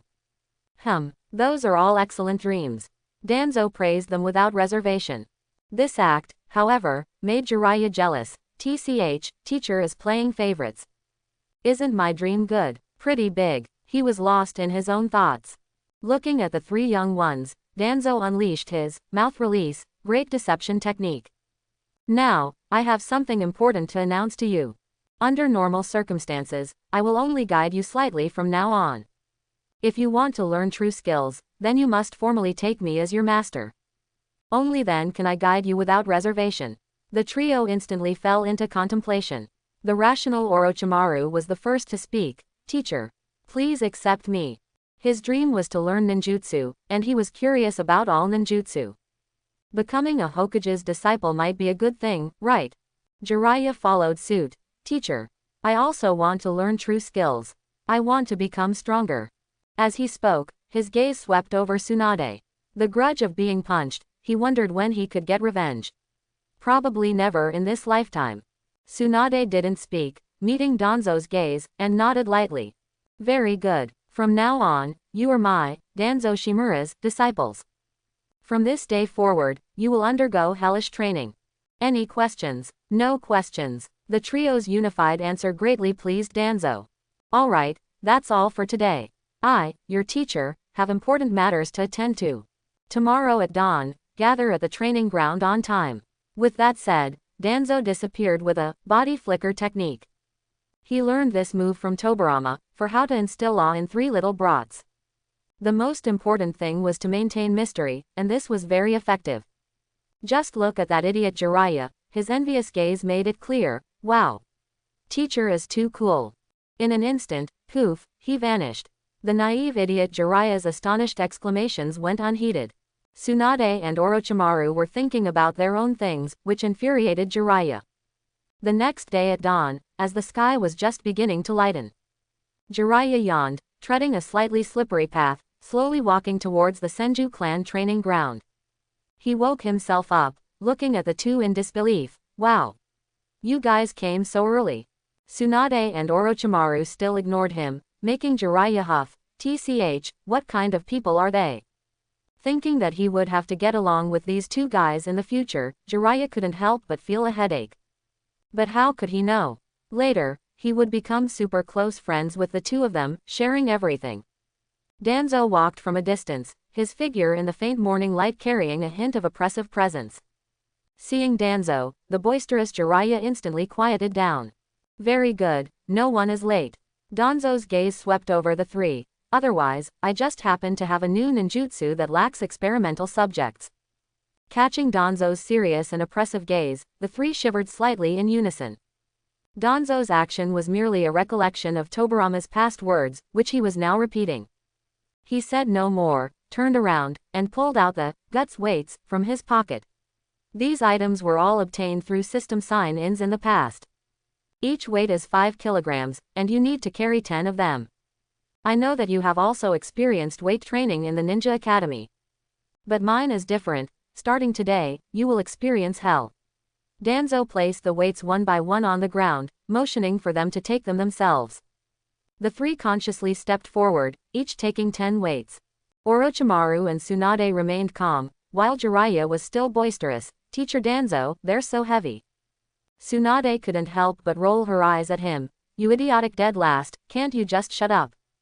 Tsunade's angry scolding, coupled with Orochimaru's and Danzo's indifference, made Jiraiya's face instantly fall. He stood there dumbfounded, like an idiot, and the air fell silent. After a moment of silence, Danzo spoke again. Next, I will teach you a set of movements. Mastering these movements will help you quickly get used to the weights. After a simple demonstration, looking at their clumsy movements, Danzo's lips curved slightly upward. This set of movements was specially prepared for them by Tobarama, and it was very helpful for tempering the body. It was just that the training process was somewhat tortuous. Because back then, he too had suffered immensely. Hey, Jiraiya, what's wrong with you? Your posture is all wrong. Tsunade, straighten your arms, are you slacking off?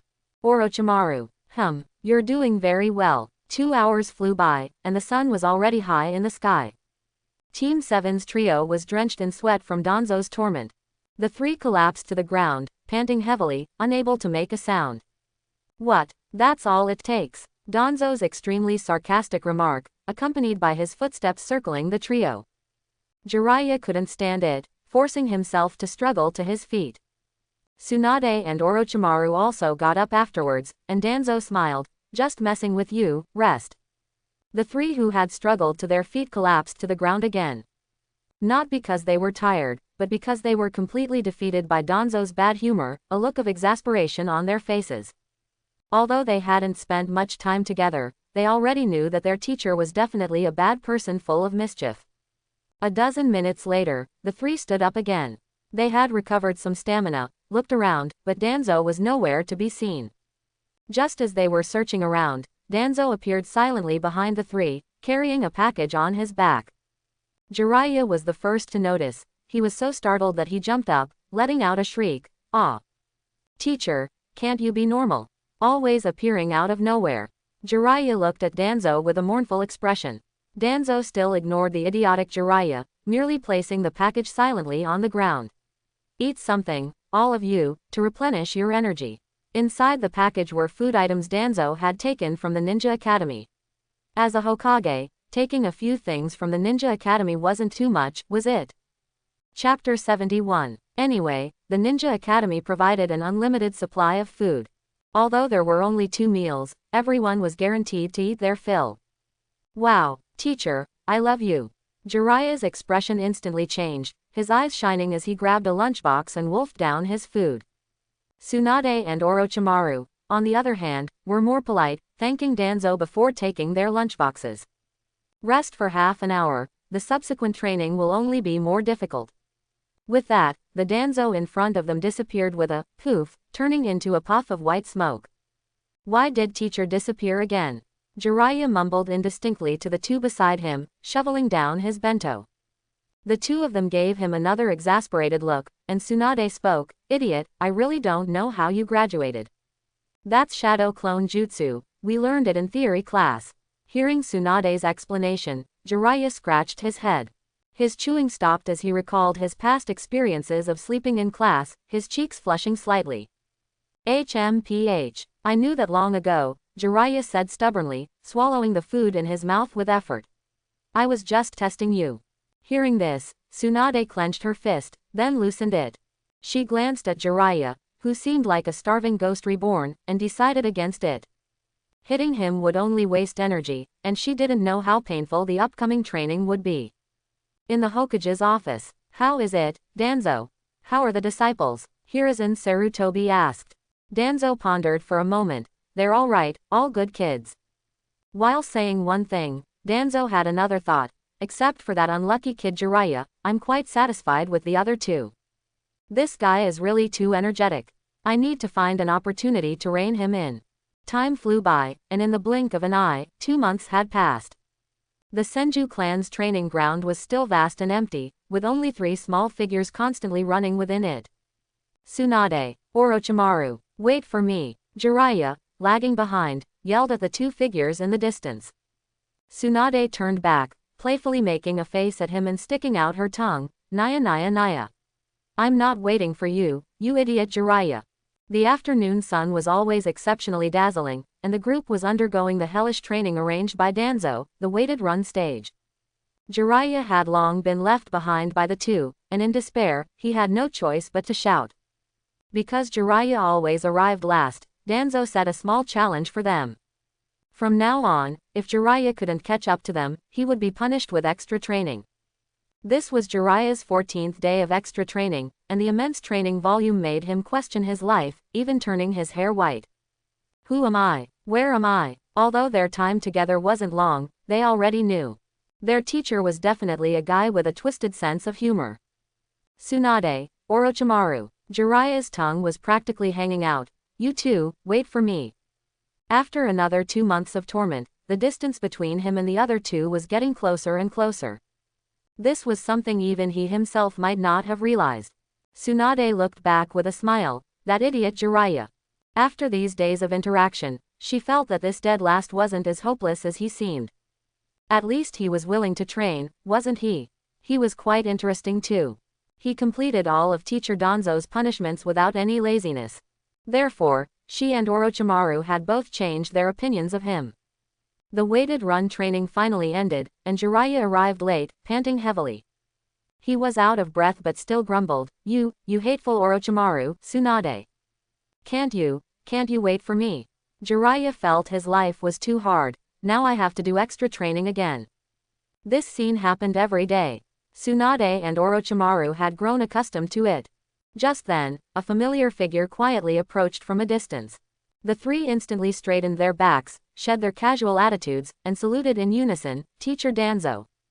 Danzo waved his hand slightly, signaling for them to dispense with the formalities. How was your training today, Jiraiya?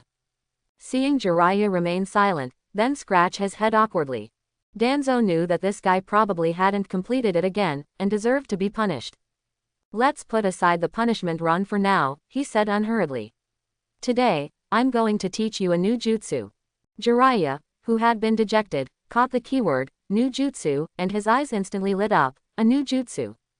He instantly perked up as if injected with adrenaline. Teacher, what new jutsu is it? Danzo glanced at the gesticulating Jiraiya, his mouth twitching slightly. Summoning technique. Jiraiya pouted, full of disdain. HMPH. I thought it was something special. Danzo ignored his complaining and began to form hand signs. Boar, dog, bird, monkey, ram. He instantly bit his thumb, smeared the seeping blood onto his palm, and slammed it onto the ground. Summoning technique. Complex array patterns instantly spread from his palm. A massive amount of white smoke billowed up with a boom. Baku's huge figure appeared before the 3, causing Jiraiya to jump around in a flurry again. Wow, he's so big, teacher, I want to learn this. Ignoring Jiraiya's antics, Danzo began to explain the principles of the summoning technique. Orochimaru and Tsunade were fully focused, their eyes filled with a thirst for knowledge. But the idiot Jiraiya only remembered the hand sign sequence. What about the summoning contract? Other dimensional summoning, chakra control, severe consequences. He didn't hear a single word of these. Danzo, busy with his duties, dispersed into white smoke. Orochimaru and Tsunade began discussing the mysteries of the summoning technique. They tried to digest the knowledge that Teacher Danzo had imparted. And our idiot Jiraiya had already completely understood. He fell into a state of deep thought, and eagerly began to form hand signs. Although his hand movements were clumsy, they were already taking shape. I remember it's like this. First, focus the chakra. Then it's boar, dog, bird, monkey, ram. ... Quote. Great, it worked. Tsunade inadvertently caught sight of Jiraiya's movements and poked Orochimaru. She seemed somewhat disbelieving that this guy could be so idiotic. After Orochimaru confirmed, his golden vertical pupils sharply contracted. Idiot. What are you doing? As soon as they saw Jiraiya's idiotic posture, their hearts sank. Unilaterally performing the summoning technique without a contract would lead to unpredictable consequences. This idiot clearly hadn't listened to a single word teacher Danzo said. However, it was already too late. Jiraiya had completed the hand signs, a look of triumphant joy on his face. He bit his thumb, smeared the blood, and slammed his palm onto the ground with force. Summoning technique. Go. With a loud boom, a violent cloud of white smoke enveloped the three. The hastily drawn summoning array on the ground had already dispersed, and after the smoke cleared, the idiot Jiraiya was nowhere to be seen. Tsunade instantly became anxious, her face filled with worry. That idiot Jiraiya really is something else. Orochimaru, let's quickly find Danzo-sensei. Without thinking too much, the two rushed towards the Hokage building. What are you two talking about? Danzo's face was filled with shock, mixed with a hint of understanding. Did Jiraiya use the summoning technique? At the same time, on the idiotic Jiraiya's side. Bang! He instantly appeared in an unfamiliar space. Jiraiya fell face first from midair, creating a deep crater. After groggily getting up, he looked around. Where is this? After clearing his head, he suddenly saw a large snake and a small toad in front of him. Somehow, he felt the toad and the snake seemed about to fight. Long time no see. Let me, Lord Jiraiya, end this battle. The toad remained still, but the large snake couldn't hold back. It opened its massive mouth and lunged at Jiraiya. Although Jiraiya was foolish, he wasn't weak. Having been in the ninja academy for many years and tormented by Danzo for months, even though the snake was much larger than him, he was completely fearless. Perhaps it was the luck of a fool, but after several dodges, Jiraiya successfully seized an opportunity. He grabbed the snake's tail and began to spin it wildly. Using the centrifugal force, he flung the snake away. TCH. A mere minion is only capable of this. Jiraiya scratched his head, looking foolish, seemingly completely unaware of where he was. The toad's deep voice rang out. A human child. A toad can talk. Jiraiya froze, his hands fidgeting. I'm the one who's shocked, the toad continued. You're a human, yet you can come to Mount Myoboku. Jiraiya looked utterly dumbfounded. What do you mean by that? Without much more response, the toad led Jiraiya to a yellow waterfall. The numerous toad statues around him made him fall into contemplation. The toad yelled upwards, Fukasaku sage. It's a human child. Above the many toad statues, an ancient toad with clasped hands appeared. Oh. So you've finally appeared. Jiraiya was even more bewildered. It's like you knew I would appear. Fukasaku sage's deep, slightly aged voice rang out. Indeed. I knew. Through the great master's prophecy, I knew a human child would get lost in Mount Myoboku. The great master wants me to give him the power of the toad and a prophecy. Jiraiya tilted his head, looking at Fukasaku, a thoughtful expression on his face. If that human is me, then what is the prophecy for me? Fukasaku sage's tone was gentle and steady. That, I don't know either. Jiraiya instantly became depressed. You don't know either. What kind of prophecy is this? He muttered softly. Fukasaku sage's deep and aged voice rang out again. You need to cultivate here while waiting for the great master's prophecy. Wait a minute. Jiraiya became anxious. I finally got a little stronger, thinking I could catch up to them. I must go back. A string of complaints gave Fukasaku sage a headache. Fukasaku sage's tone suddenly became serious. Stop complaining. This is your destiny. Jiraiya suddenly trembled, his whole body shaking. My destiny? Yes, being able to come to Mount Myoboku is proof that you are a child of destiny. Jiraiya blinked. Fukasaku sage's words made him thoughtful. Chosen. Am I the protagonist? Cultivating here and becoming stronger doesn't seem so bad. At least I won't have to be punished by Danzo-sensei to run. Fukasaku sage paused, then continued. However, you need to go back once first. Your time cultivating here will be very long, and perhaps someone will be worried. With that, Fukasaku sage glanced at Gamabunta. Gamabunta, take him to sign the contract and send him back first. An hour passed in a flash. Tsunade and Orochimaru waited in the Hokage's office. Danzo, however, was not worried, because he knew everything. Jiraiya, that fellow, must have gone to Mount Myoboku. He estimated that it wouldn't be long before news arrived. Bang! The white smoke dispersed, and two figures appeared at the entrance of Konoha village. It was Jiraiya and Gamabunta. Sensei, that's what happened. After arriving at the Hokage's office, Jiraiya began to explain, gesticulating wildly. From falling from the sky, to flinging the great snake, to the prophecy, and so on. Danzo glanced at the toad in front of him and nodded slightly. All right, then you go back with Gamabunta. Remember, don't forget the training I arranged. If you come back and you're not as strong as Orochimaru, Tsunade, and the others. You know me. Danzo let out a deep, chilling laugh. This scene made Tsunade, who was beside him, unable to help but cover her mouth and secretly snicker at Jiraiya's foolishness. That guy probably thought that by training elsewhere, he wouldn't have to be tormented by Danzo-sensei. Don't even think about slacking off. I'll ask Gamabunta to keep an eye on you. Danzo added, gesturing for Jiraiya to scram. Then, the two figures vanished in a puff of white smoke. It's all right now, Orochimaru, Tsunade, you two go train first. Starting tomorrow, I'll teach you even more ruthless techniques. Upon hearing this, their eyes lit up.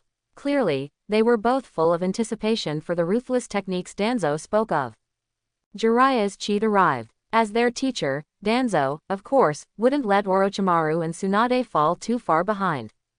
In his opinion, they developed too slowly in the original work. In this life, with his guidance and resource allocation, he was confident that these three little fellows would surpass their original work's limits and become even stronger. By then, facing the so-called demigod, Hanzo, should not be a problem. Young people are just like that, full of vigor. After sending off the three unlucky children, the Hokage's office instantly quieted down. He had finished the day's political affairs and was now free. Just then, Hiruzen Sarutobi pushed the door open. Yo, monkey, class dismissed. How do you feel? Danzo leaned back in his chair, asking with a hint of teasing. Hiruzen Sarutobi smiled, walked to the desk, and said naturally, by the way, Danzo, can you show me your Konoha-style body technique? Danzo pondered for a moment and understood Hiruzen Sarutobi's intention. It was just for his new disciple, Maida Dai. Anyway, this thing was obtained from the system, and it wasn't some secret technique. Moreover, this Konoha-style body technique had a deep connection with Maida Dai. After a brief search in his office, he pulled out a copy of the Konoha-style body technique he had written himself. He certainly couldn't take out the original manuscript from the system, because the cover of that book would lead to speculation. Thanks, Danzo. This time you've been a great help. Hiruzen Sarutobi took the book, smiling as he thanked him. Danzo said irritably, don't be so polite. If you keep doing this, don't ask me for help again. The sunlight streaming into the office stretched the shadows of the two men. The sunlight filtering into the office stretched their shadows long. They seemed to have returned to their carefree days of the past. Oh, right, monkey. Why haven't I seen Kagami and the others lately? Danzo asked out of the blue. There had been too many things recently, making Danzo feel somewhat numb. Compared to Danzo, Hiruzen Sarutobi was clearly more concerned with these daily trifles. He smiled and replied, Kagami and Torafu took their subordinates out for special training. As for Kaharu and Homura, didn't you assign them to work on the hospital? Oh, is that so? Danzo scratched his head. It seems I've been too busy lately. Monkey, I'll be relying on you tomorrow. Danzo's words made Hiruzen Sarutobi's body twitch. Whenever Danzo said that, the Hokage's affairs would be handed over to him to handle. Seeing Danzo's miserable appearance every day, he had lost his obsession with becoming Hokage. Time flew by, and in the blink of an eye, it was August again. The weather grew hot once more, the scorching sun baking the Senju clan's training grounds. Danzo, with his two disciples, trained intensely in the sweltering summer heat. Tsunade and Orochimaru were drenched in sweat, but Danzo's scolding did not decrease because of it. Orochimaru, pay attention to your movements and chakra flow. Tsunade, are you slacking off? Don't think I haven't noticed you. His voice wasn't loud, but it clearly reached their ears. After Jiraiya left, Tsunade and Orochimaru's training continued as usual, even more rigorous than before. Previously, Danzo had slightly reduced the training to accommodate Jiraiya. Without that boisterous fellow, the training ground seemed to lack some fun. During their break, Danzo walked up to the two who were replenishing their energy and asked, Tsunade, have you learned the healing technique I taught you last time? Tsunade suddenly stood up, proudly patting her chest. Of course I have, Teacher Danzo. Not just healing technique, oh, I've also learned hemostasis jutsu and detoxification jutsu. Danzo nodded slightly, giving a compliment. Then his gaze turned to Orochimaru. Orochimaru, how well do you understand wind release, great breakthrough and chakra nature transformation? Orochimaru stopped what he was doing and said solemnly, reporting, Teacher, I've understood wind release nature transformation. But the proficiency still needs to be improved, it's not refined enough yet. Seeing that Orochimaru had not only mastered the ninjutsu but also pointed out his own shortcomings, Danzo was very pleased. Where could one find such a worry-free disciple?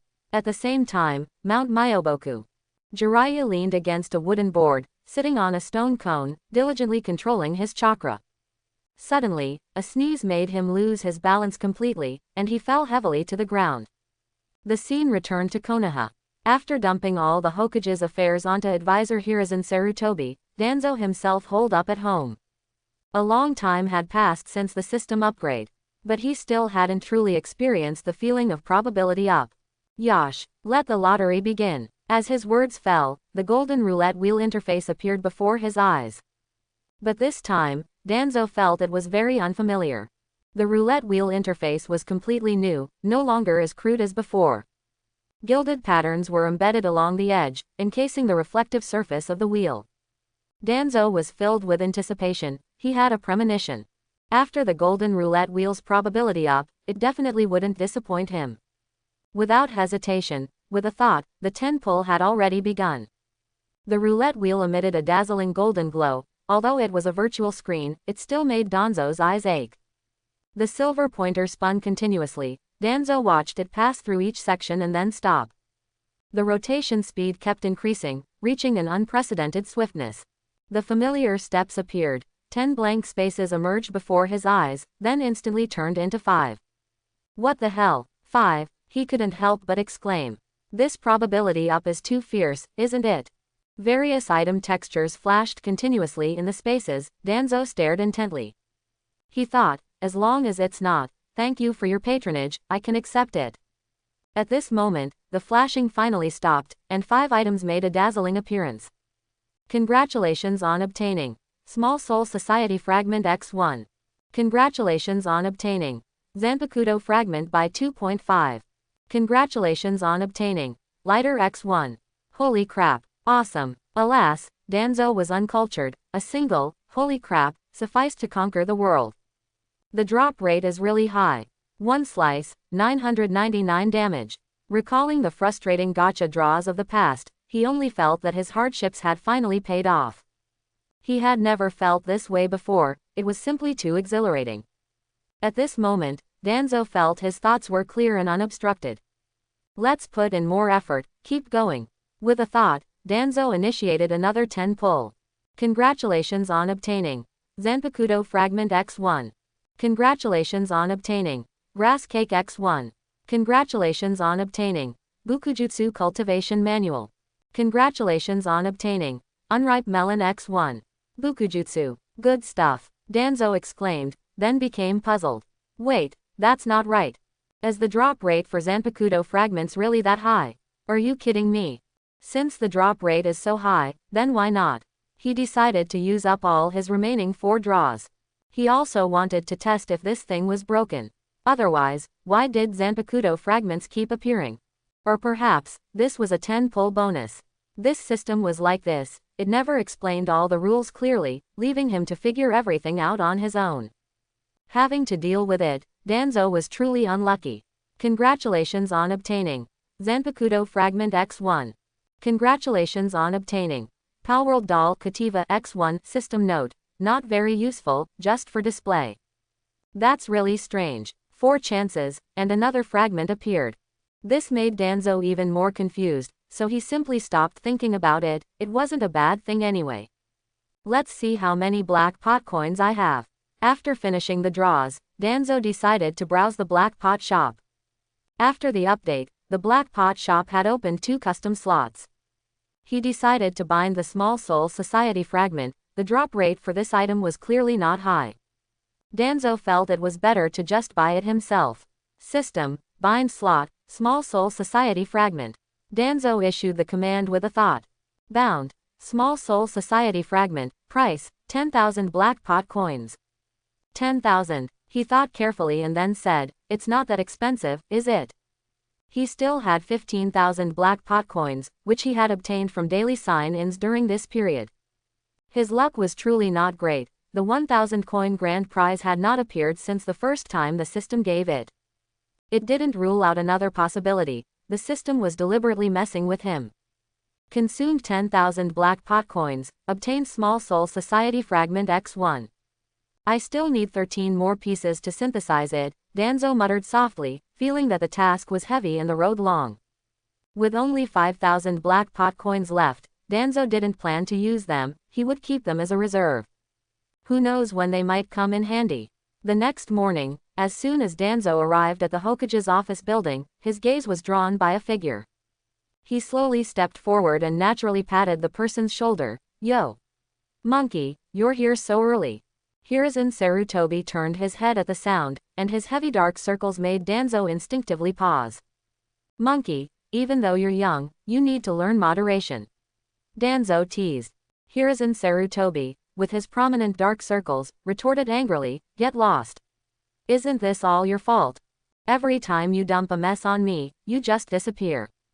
And you always say, Monkey, I am the Hokage. The more Hiruzen Sarutobi spoke, the angrier he got, raising his hand as if to strike. But he didn't. This scene has been frequent ever since Danzo became Hokage and Hiruzen Sarutobi became the Hokage advisor.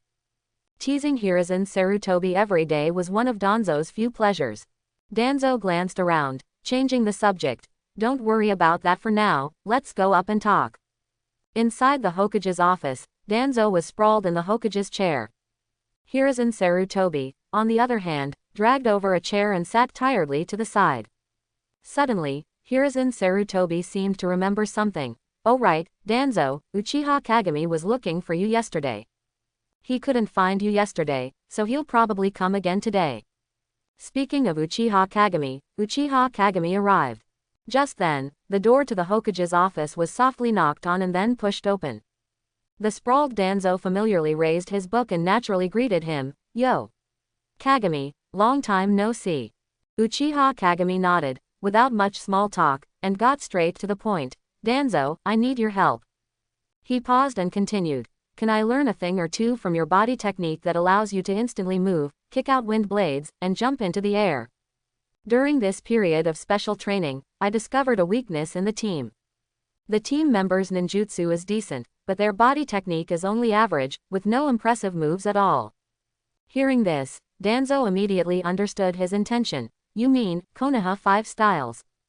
Danzo, without a blush or a racing heart, modified the 6 powers given to him by the system into the Konoha 5 styles. The reason was that he couldn't learn paper arts at all, so he simply didn't bother. This is the origin of the 5 styles. Uchiha Kagami didn't know the name of the techniques and stood frozen. Danzo simply said, Then you wait, I'll go look for it for you. Then, Danzo began rummaging through a disastrous pile of documents. Since he took office as Hokage, all of his techniques had been bound into books and stacked in the Hokage's office. As a result, the office was very messy. Although it was a bit troublesome to find, since Uchiha Kagami asked him, he certainly wouldn't be stingy. They were brothers, what's the harm in teaching a few techniques? Found it, Danzo suddenly shouted, nearly startling Hiruzen Sarutobi. Here, see if this is it. Uchiha Kagami took the book from Danzo's hand and examined it carefully. Kagami took the book Danzo handed him and carefully examined the writing and illustrations on it. Konoha 5 styles. Rankyaku, Moonwalk, Shigen, Tekai, Soru. It could advance, retreat, and integrate offense and defense. It was truly a masterpiece. Uchiha Kagami carefully scanned the illustrations drawn by Danzo, and couldn't help but marvel at the ingenuity of this technique. After quickly browsing through it, Uchiha Kagami nodded vigorously. That's right, this is it. You've helped a lot, Danzo. Uchiha Kagami thanked him sincerely. Seeing this, Danzo's expression immediately darkened. Kagami. With our relationship, do you still need to thank me? You really don't need these formalities, otherwise, I won't help you next time. Just treat me to a meal next time. Uchiha Kagami smiled slightly at the words and nodded solemnly to Danzo. Okay, I'll treat you to a meal next time. I'm leaving now. See you both. With that, Uchiha Kagami stood up, pushed open the door, and left the office. In Danzo's view, true old friends didn't need these formalities, excessive politeness would only make them seem distant. He thought to himself, so what if I became Hokage? Our relationship hasn't changed. Why are both of them pulling this stunt on me? Danzo felt a bit helpless. Looking at Hiruzen Sarutobi with his dark circles, Danzo deliberately put on a stern face. Did you hear that, monkey? Let me tell you again. If you pull that stunt again next time, I really will. Perhaps not satisfied, Danzo added, have I ever been polite with you? Which of the Hokage's messes haven't I thrown to you to play with? Danzo's words made Hiruzen Sarutobi's mouth twitch, but he couldn't refute them. Honestly, what's with both of them? Danzo mumbled softly. At noon, Danzo again threw the government affairs to Hiruzen Sarutobi. Perhaps due to the morning's explanation, Hiruzen Sarutobi had no complaints. As for himself, he planned to personally go and see how his two disciples were progressing. He used to send shadow clones, but the feeling of shadow clone teaching and on-site teaching was not the same. On the other side, in the Senju clan training ground, Orochimaru, take this, Tsunade shouted, and high-density chakra instantly condensed on her fist. Orochimaru was fearless, golden light flickering in his vertical pupils, wind release, violent wind palm. Sharp wind pressure surged from his palm, precisely meeting Tsunade's monstrous punch. Boom! With a muffled sound, the clash of chakra and violent wind stirred up a wave of air. Both retreated several steps, the move ending in a draw. Again, after about 15 minutes, both were already drenched in sweat. Their sweat-soaked clothes clung tightly to their bodies, and they both sat down under a large tree. Tsunade wiped the sweat from her forehead, while Orochimaru guzzled water. After a short rest, their gazes swept across various parts of the training ground. Suddenly, a familiar figure appeared in the distance, slowly approaching them. Both instinctively sprang to their feet, standing perfectly straight and calling out in unison, Teacher Danzo. Danzo waved his hand slightly. All right, if you're all here, then sit down. After signaling them to relax, Danzo continued, Tsunade, your monstrous strength still needs refinement. That last strike, the amount of chakra was sufficient. But the technique and explosive power are still far from enough. It might be useful against Jiraiya, but for actual combat, it's still far off. And so, Danzo explained more to Tsunade about the techniques for using monstrous strength. Tsunade listened intently, as if chewing on Danzo's words and swallowing them. Those are all the key points, do you understand? Danzo stood with his arms crossed, silently watching Tsunade. I understand. Thank you, Teacher Danzo. Tsunade nodded vigorously, her face beaming with excitement and eagerness to try. Danzo felt that as soon as he left, Tsunade would be eager to start trying. He cast his gaze to the silent Orochimaru beside him and said, Orochimaru, your wind release is quite good, that's commendable. However, Danzo paused for a moment, you still need to practice more in condensing and controlling flowing chakra. Precision and efficiency have not reached their maximum. If you blindly pursue change, you will not achieve it. Orochimaru heard this, stood up from the ground, and bowed slightly, yes. Teacher Danzo, I will intensify my training. Orochimaru's tone was firm, with a hint of contemplation, as if he deeply understood Danzo's words. After spending a fulfilling afternoon with his lovely disciples, Danzo strolled home in a pleasant mood. Clan Elder, I'm back, he shouted as usual, with a hint of delight in his voice. A kind yet helpless voice sounded from the courtyard, Danzo, you're still so boisterous. Look at you, you don't look like a Hokage at all, the clan elder said with a laughing scold. Looking at you like this. You probably threw the political affairs to that kid Hiruzen again. Danzo mumbled in response. Got it, it won't happen next time, I'll definitely do well. But he didn't stop, walking straight to his room. All he wanted to do now was to relax for a while. Meanwhile, in the Hokage's office. Danzo, I actually fell for your twisted logic. Hiruzen Sarutobi cursed, but his quill moved so fast it left afterimages. Upon closer inspection, His eye sockets were even more sunken. But it was only just after sunset. Where did this fatigue come from?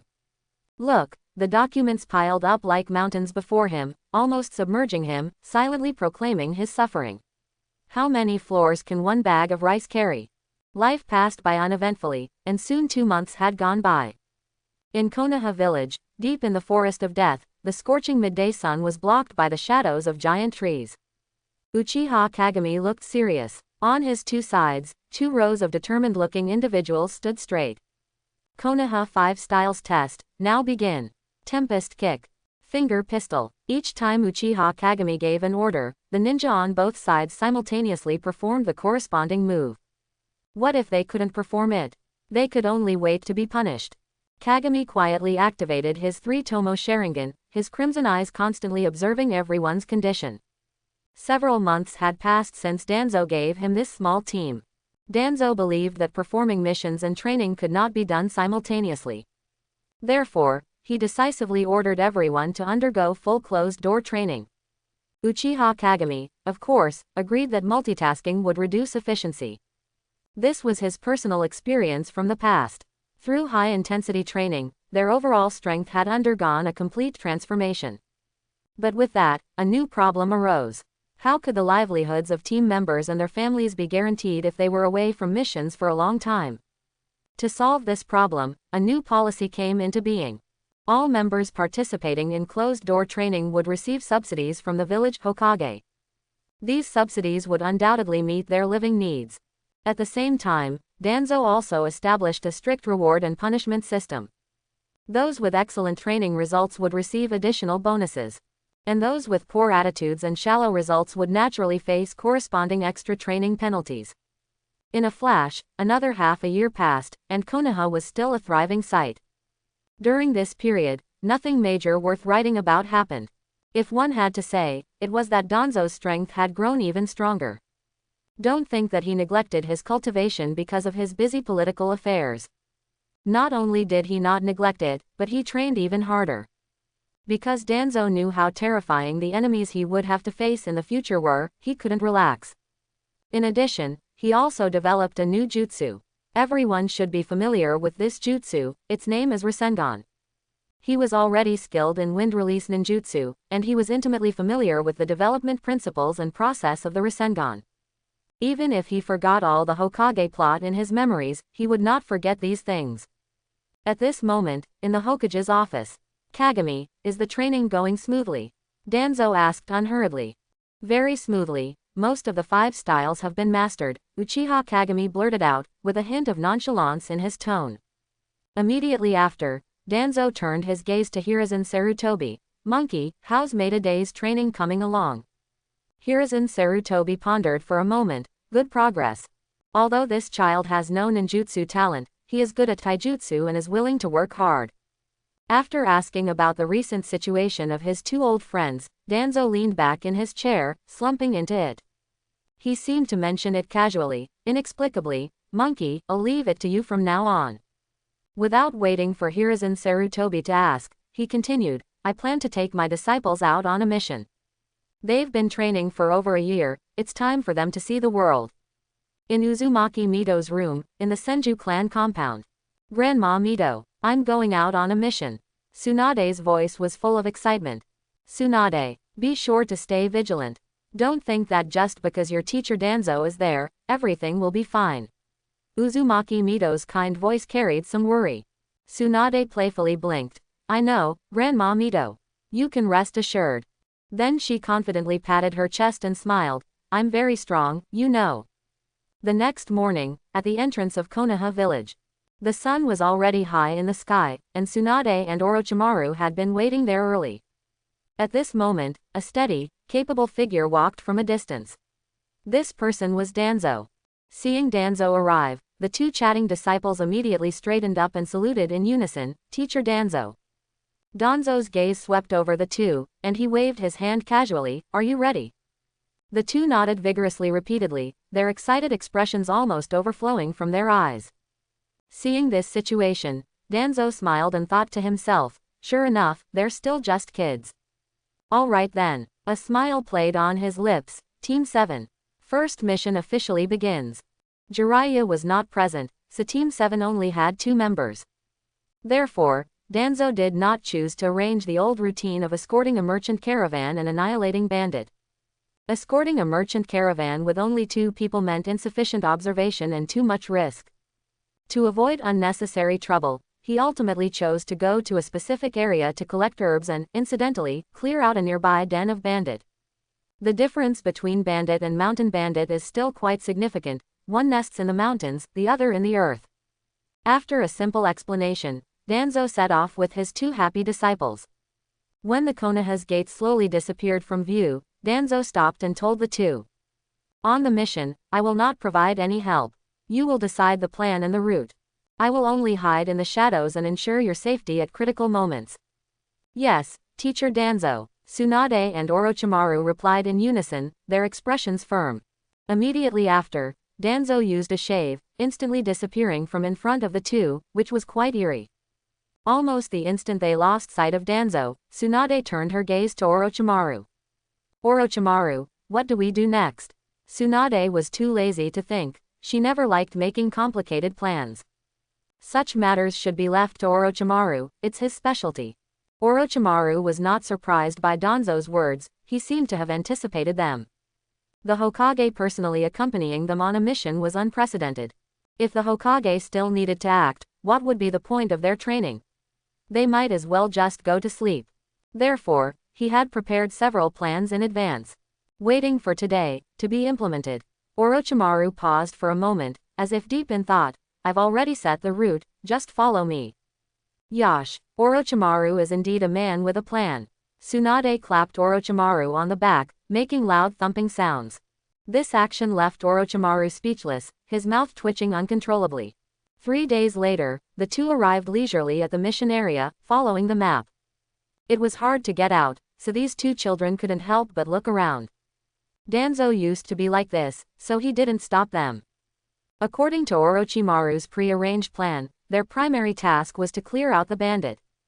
Orochimaru felt that the presence of bandit would disturb their herb collection. He wouldn't let that happen, so he needed to eliminate them beforehand to avoid unnecessary trouble. Tsunade rubbed her small fists, clearly eager for the clearing operation. Just as she was about to say something, Orochimaru made a shushing gesture, which made her drop the idea. The den of these bandit was very crude. From the outside, it looked like a mountain made of garbage. Various pieces of wood, stones, and planks were haphazardly pieced together, showing a wild, violent aesthetic. After Orochimaru's rough observation, the only exit seemed to be the main entrance. This had some impact on their operation. Orochimaru preferred a stealthy approach, but the simple and open environment before them clearly offered no such opportunity. He had originally planned to act at night, but seeing the current scene, he lost that inclination. His golden slit pupils scanned the surroundings, and Orochimaru composed himself. The plan has changed. Tsunade, let's go straight in. Tsunade's face showed excitement. She raised her right hand, which was already accumulating chakra. Shouting loudly, she leapt over 2 meters high. I was just waiting for you to say that. Boom, a loud noise echoed. The fist, imbued with monstrous strength, slammed heavily into the ground. The terrain at the entrance of the bandits' den was largely destroyed by her, the ground riddled with craters. This strike was not only to alter the terrain, making it harder for the bandit to escape. It was also to draw out all the guys holed up inside. Clearly, Tsunade's powerful strike had a significant effect. The roar of collapsing earth and stone had already attracted the attention of the bandit in the den. A man with a fleshy face and a corpulent body was the first to emerge from the creaking wooden door. He cursed under his breath. What is that noise? What's going on? Following the fat man's curses, dozens of people continuously emerged from small rooms. The sight before them astonished Orochimaru and Tsunade, who were inexperienced. How these guys managed to squeeze into those tiny shacks was truly incomprehensible. Why are there 2 brats? The big fat man was the first to notice something amiss. Oi, brats, what are you playing at? The other bandit also crowded around, and upon seeing that they were just 2 children, they all began to curse. Where did these brats come from? Are you tired of living? Exactly, do you know what kind of place this is? You stinky brats. But soon, someone noticed something was wrong. Wait. Something's not right. He pointed to the ground. Look quickly, why is the ground cracked? Another person interjected. And there's more. He pointed to Tsunade's and Orochimaru's foreheads. Are those ninja headbands they're wearing? A man as thin as bamboo pole echoed. That's right, look, why are these two brats wearing headbands? A group of people pointed and gestured at Tsunade and Orochimaru, completely unaware of the seriousness of the situation. No, this is bad. The fat man snapped back to reality. We're screwed. These are Konoha ninja.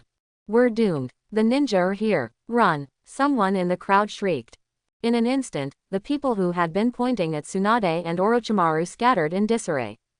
Panic spread like a plague. They instinctively wanted to run in all directions. After a moment of frantic escape, they discovered with horror.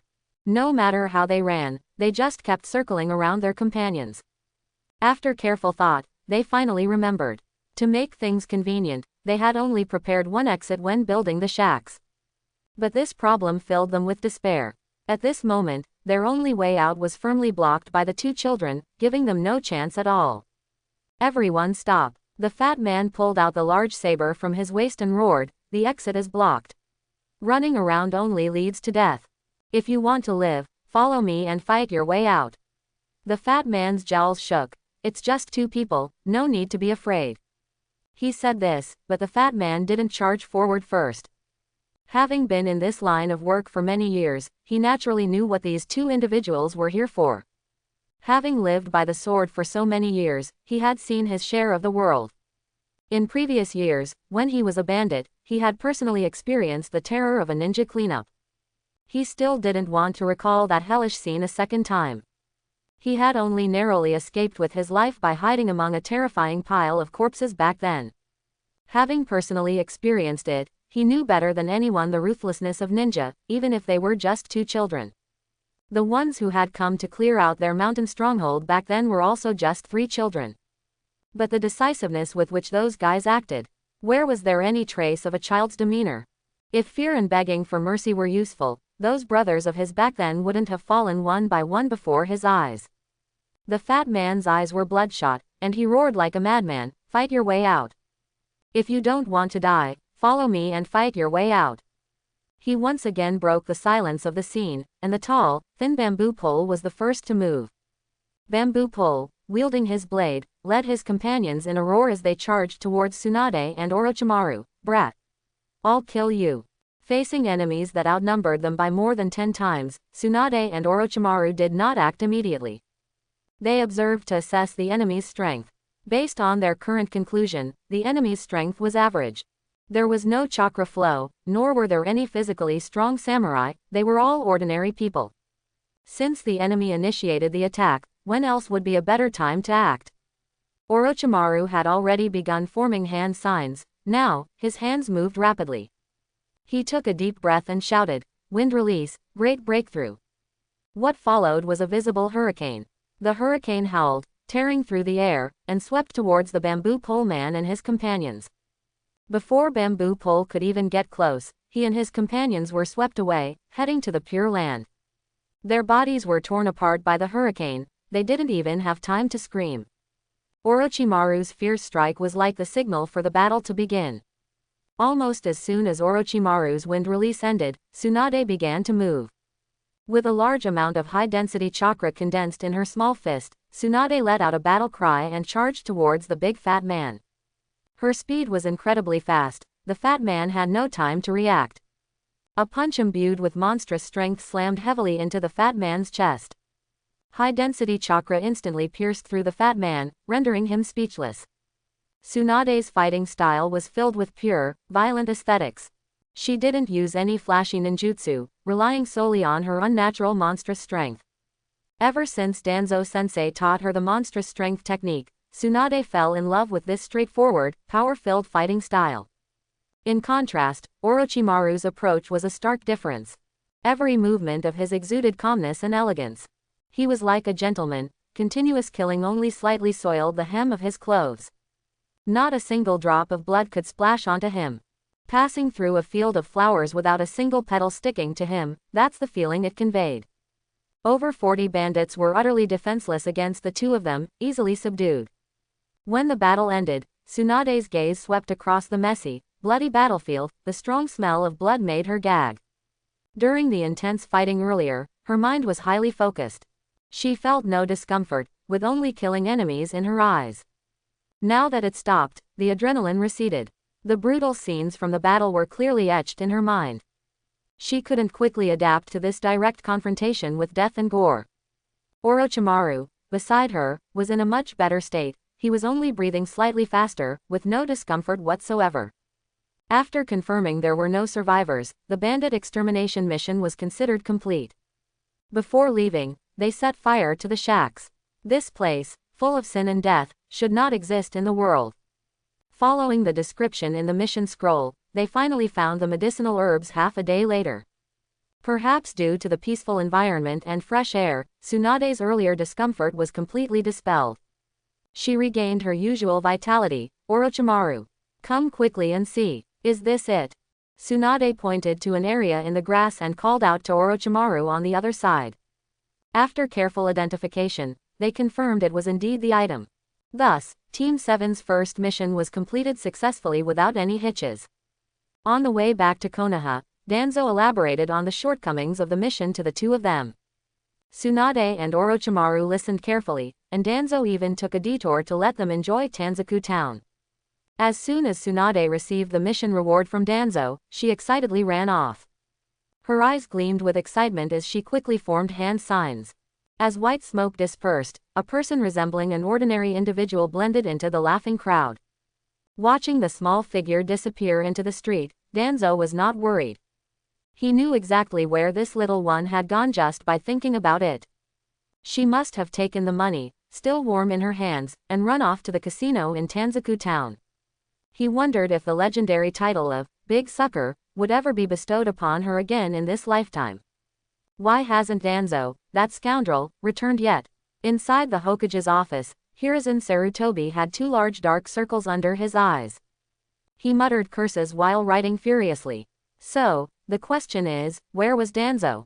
Danzo-sensei, when are we going back? Tsunade looked at Danzo with a dejected expression, her head drooping. Less than an hour had passed since she excitedly left with the reward. Yet, now she returned with a bitter face, like a frost-bitten eggplant. Danzo and Orochimaru were sitting outside a dessert shop by the roadside, eating refreshments and discussing the mysteries of wind-style chakra. Seeing that Danzo seemed too busy to respond and knowing Orochimaru was no help, Tsunade huffily plopped down. She reached out, grabbed a pastry from the table, and stuffed it into her mouth. Seeing Tsunade's childish behavior, a hint of helplessness flashed in Danzo's eyes. He smiled and said, "Boss, another set meal, please." How could Danzo not guess that Tsunade, this little one, must have lost all the mission rewards she had just received? He pretended not to know and slowly said, "We'll leave first thing tomorrow morning." "What's wrong? Weren't you quite happy earlier?" Danzo asked, knowing the answer. Hearing this, Tsunade's face became even more sullen. She mumbled softly, "The dice there must be rigged. I played for a long time and didn't win a single hand. Finally, I bet everything on, small, but it turned out to be a triplet. It's just too infuriating." 3 evenings later, Danzo finally returned leisurely with Team 7.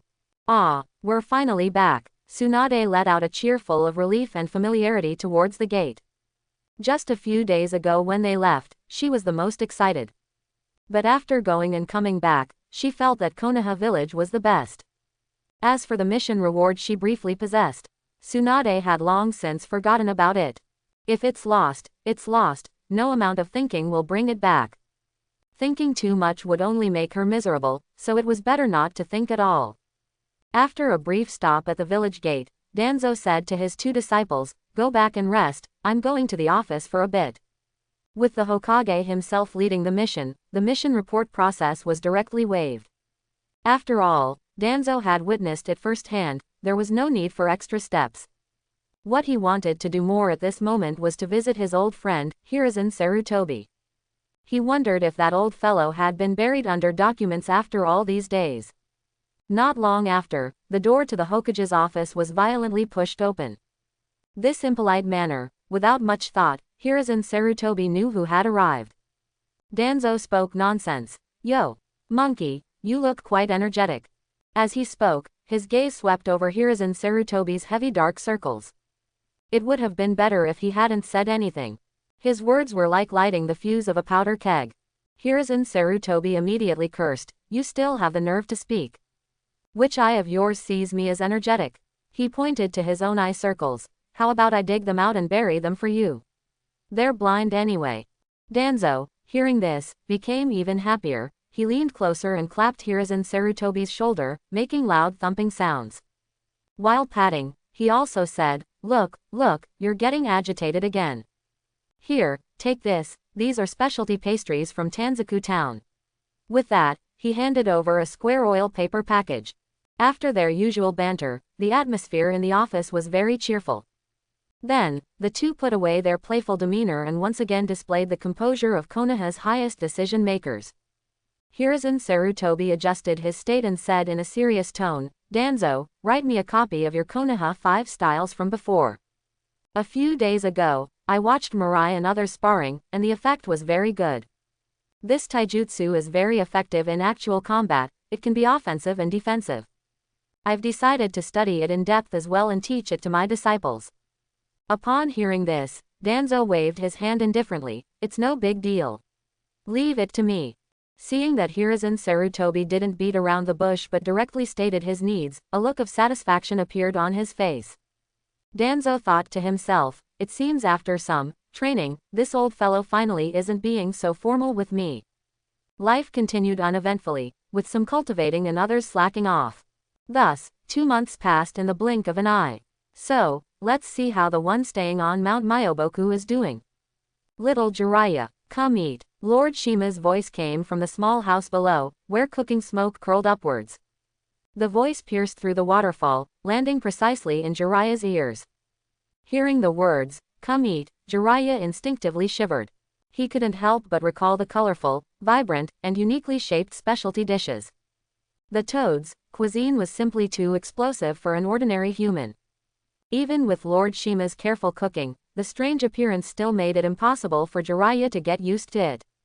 For over a year of training, he mainly relied on various exotic fruits from Mount Myoboku for food. Occasionally, he would supplement it with wild vegetables he found himself. There was only one exception, roasted insects.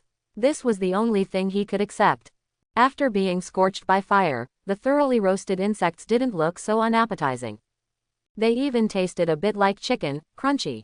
Despite his reluctance, he couldn't ignore Lord Shima's good intentions. Lord Shima. Thank you. I'm not hungry yet. I'll skip eating for now. However, Lord Shima seemed unwilling to give up. Perhaps Jiraiya's voice wasn't firm enough, or perhaps she hoped the child would eat something good. She continued, Little Jiraiya, eat a little. Training consumes a lot of energy. At the same time, she muttered to herself, Little Jiraiya has been training on Mount Myoboku for so long, and he hasn't had a single proper meal. Is it that my cooking doesn't suit his taste? She pondered carefully, even trying to improve her cooking methods. But for the toads of Mount Myoboku, their staple food was still various kinds of insects, over and over again. For ordinary humans, no matter how the cooking method changed, insects were inherently an insurmountable hurdle for them.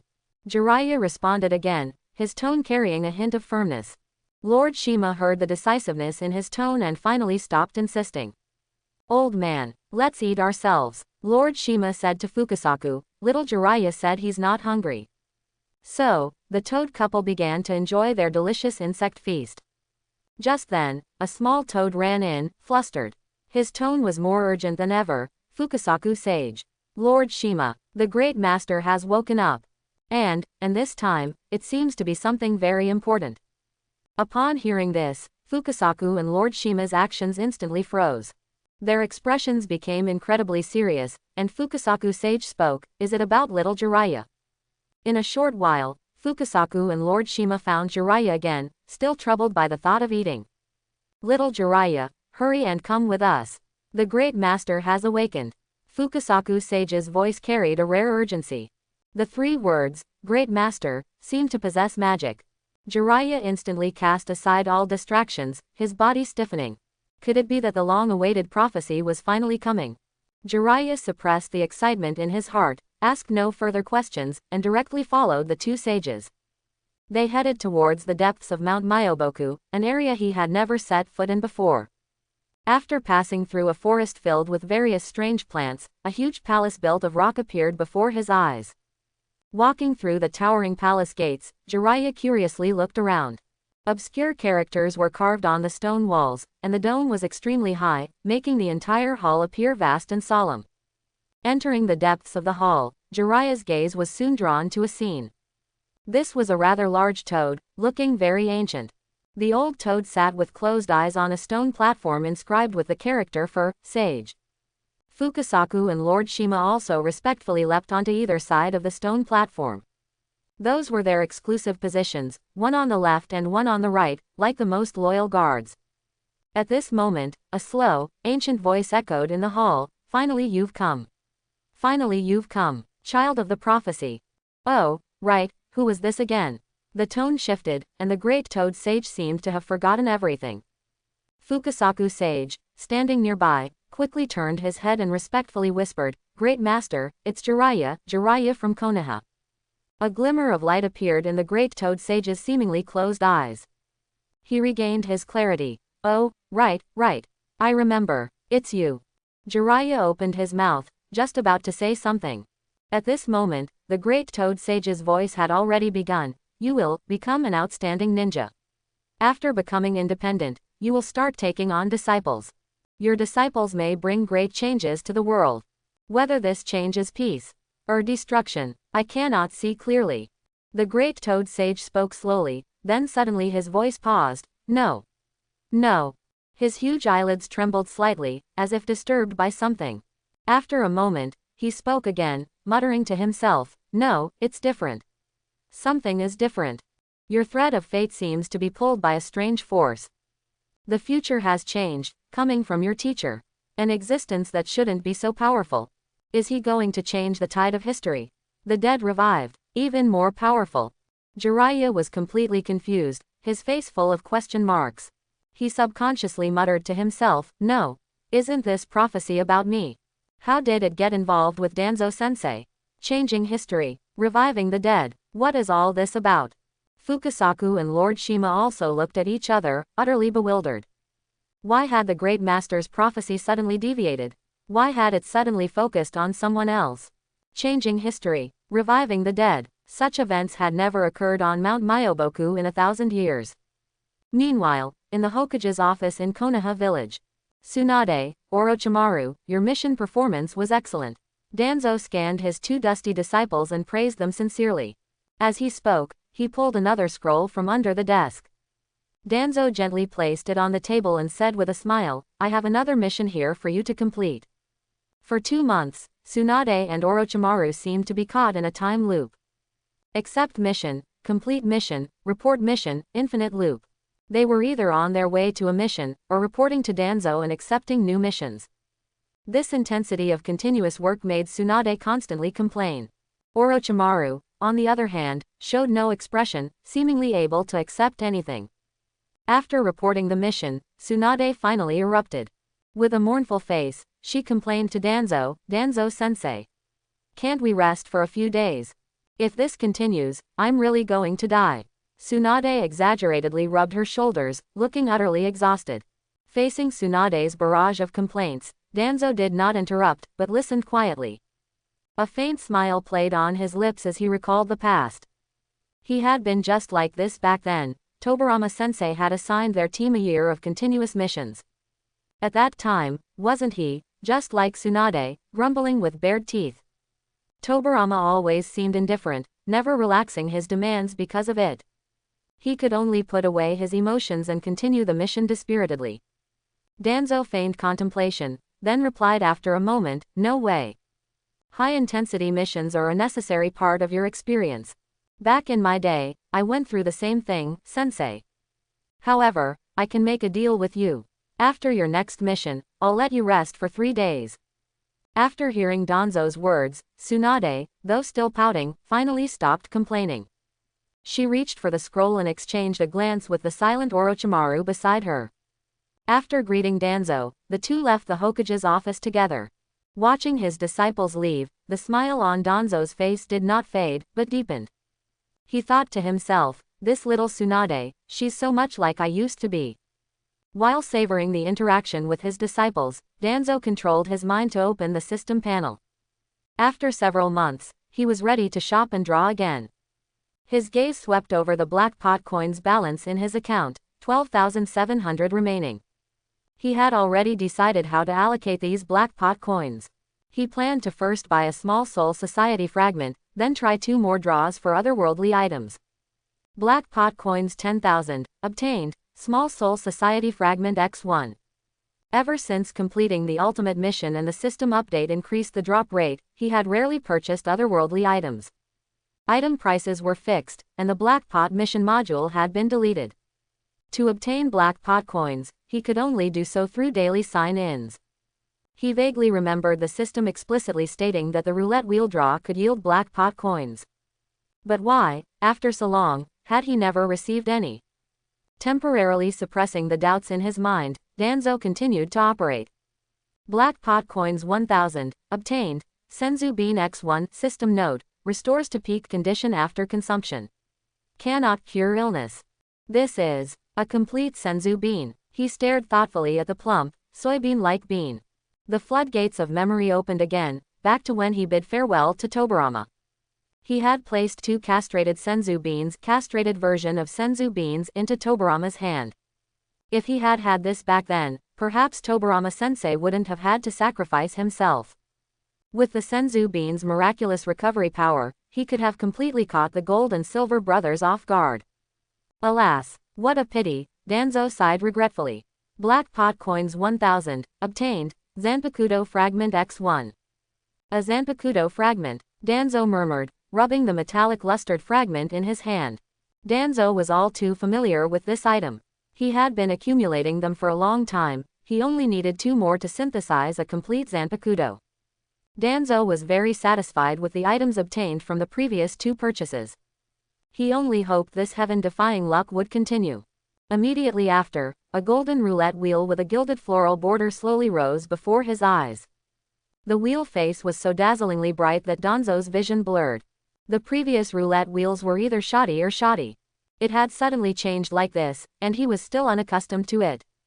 System prompt. Conditions for a 10 draw met. Would you like to perform a 10 draw?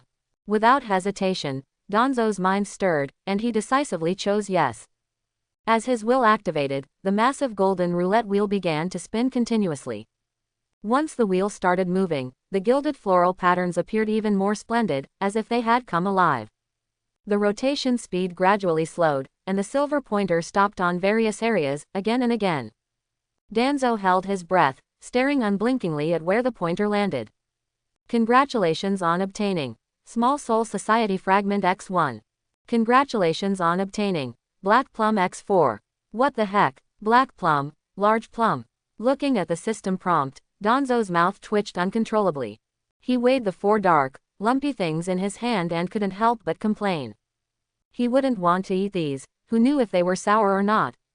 So, he decided to leave them for that old man Hiruzen Sarutobi to supplement his vitamins. Shoving these thoughts aside, Danzo set off again. After another dazzling spin, information on 3 reward items appeared before his eyes. Congratulations on obtaining Vitamin B Complex X1. Congratulations on obtaining Bug Arrow Toy X1. Congratulations on obtaining Disposable Gloves X1. What is all this? It's all trash. Seeing the 3 trash items appear, Danzo's face instantly fell. He had thought the large plums were the worst. He didn't expect there were even worse things. He felt a pang of heartache, suffering inwardly. It seemed that this probability up was not as perfect as he had imagined. When it was time to be a rip-off, this thing would definitely not be merciful. He had even thought last time that Zanpakuto fragments were guaranteed in a 10 draw and would be given every time. A full 20 draws had cost him over half a year of waiting. Yet, only 1 Soul Society fragment was a small comfort. If this continued, who knew when he would be able to collect all the fragments? Is the office feng shui bad? In extreme frustration, Danzo almost frantically searched for a reason. After some thought, He attributed the cause to the feng shui of the Hokage's office. This was indeed the first time he had drawn in the Hokage's office. Normally, he would perform them in his own room. It was only because Hiruzen Sarutobi happened to be busy today, and no one could help him deal with the mountain of accumulated documents. He had no choice but to stay here. It was also his addiction to drawing that was too strong. He couldn't resist for a moment and ended up wasting it. To dispel his gloomy mood, he forced himself to think about other things. He slapped his forehead, suddenly remembering something. Oh right, I wonder if the Konoha hospital is ready yet. Kaharu and Homura, those two, it's been over a year, hasn't it? At this thought, Danzo suddenly stood up. The Konoha hospital concerned the medical care for all the ninja and villagers. This was a top priority for the village, not to be overlooked. Tobarama had originally planned to establish it before. However, the fools from other villages had attacked all at once. So, this matter fell to Danzo. Among Tobarama's 6 disciples, Homura Mitokado and Udatane Kaharu were relatively weaker in strength. But Danzo also didn't want to marginalize his 2 old friends. They weren't without their strengths. Establishing a hospital required great patience. Entrusting this matter to them was also making the best use of talent. At noon, the sun was very dazzling. Danzo left the Hokage's office and arrived at the Konoha outskirts, the chosen site for the hospital. This place was far from the village and rarely visited on weekdays. Construction here would not disturb anyone. In Danzo's vision, this area would serve as a development zone, establishing new Konoha industries. As he approached the construction area, a dense and rhythmic sound of metal striking and wood cutting echoed in his ears. Evidently, the hospital construction was still in full swing. The bustling scene before him brought back memories for Danzo. He remembered that he had been very busy lately. A few days ago, Homura Mitokado and Udatane Kaharu had come to him with the blueprints to discuss the project. After he meticulously reviewed the blueprints and revised 2 versions, construction finally began. Looking at the rudimentary structure being built by human labor, Danzo sighed softly, it's a pity I don't have wood release. Otherwise, with a single wood release ninjutsu, the hospital would instantly rise from the ground. Compared to wood release, a structure built purely by human labor and wood would certainly lack durability and stability. Therefore, when Danzo reviewed the blueprints, he specifically requested the addition of metal and stone materials. This was a necessary step to enhance the structural specifications. Danzo slowly walked to the edge of the construction site, his gaze sweeping over the crowd until he found Kaharu and Homura. Danzo waved his hand, raising his voice to call out, "Hey! You two are quite busy." The two, engrossed in their discussion, saw that it was Danzo and simultaneously showed a hint of surprise and a welcoming smile. Old friends meeting naturally led to a round of greetings and pleasantries. After a brief exchange, Danzo changed the subject and directly got to the point. He began to inquire whether the hospital construction was progressing smoothly and if there was anything he needed help with. Danzo told them not to be shy and to speak up if they needed anything. Homura Mitokado pushed up his glasses, pondered for a moment, then said, "Everything is going smoothly so far, and there are no unsolvable problems. At this rate, Konoha Hospital will be operational in just a few months." Danzo nodded upon hearing this, a satisfied expression on his face. Then, he turned his gaze to Udatane Kaharu, teasing her slightly, "Kaharu, your medical ninjutsu hasn't regressed, has it?" Udatane Kaharu immediately shook her head, a confident glow appearing on her face. "How could it? My combat strength isn't as good as yours, but medical ninjutsu is my specialty." Danzo's smile widened, his tone filled with trust. "Then, Konoha Hospital will be entrusted to you." With just a few simple words, Danzo had arranged for Konoha Hospital. After a brief discussion with the two about the hospital's planning, Danzo didn't linger. He himself was also burdened with official duties, and the thought of the mountain of documents made his head ache. If he didn't put in more effort, he would probably have to fight a bitter battle all night in his office. Therefore, his longing for Hiruzen Sarutobi was like an endless river. "Monkey, how can I live without you?" In the Hokage's office, Danzo let out a sharp cry. Time flies, like an arrow. In a blink of an eye, the snow melted, and it was spring again. It was March of Konoha year 22, and today Konoha seemed livelier than usual. Why was that? All of this was because something momentous was going to happen today. It was an event of commemorative significance for the entire village. Konoha Hospital would officially open, although Danzo himself had no intention of making a grand affair of it. However, the news of Konoha Hospital's establishment and its offer of free medical care spread like wildfire. Ultimately, it turned into a scene of village-wide celebration. Seeing this, Danzo was quite helpless, but it wasn't a bad thing either. Given the circumstances, he decided to go with the flow. On this celebratory day, he would announce a long-planned new policy. At noon, the center of Konoha Plaza was already packed with people, making it impossible to move. The villagers' faces were beaming with happy smiles and anticipation. They didn't have to wait long before Danzo's tall figure appeared on the high platform. He scanned the dense crowd and amplified his voice with chakra. Danzo began to announce various matters in a clear and steady voice. From today onwards, Konoha Hospital is officially open. His voice echoed to every corner of the plaza, eliciting the first wave of cheers and applause.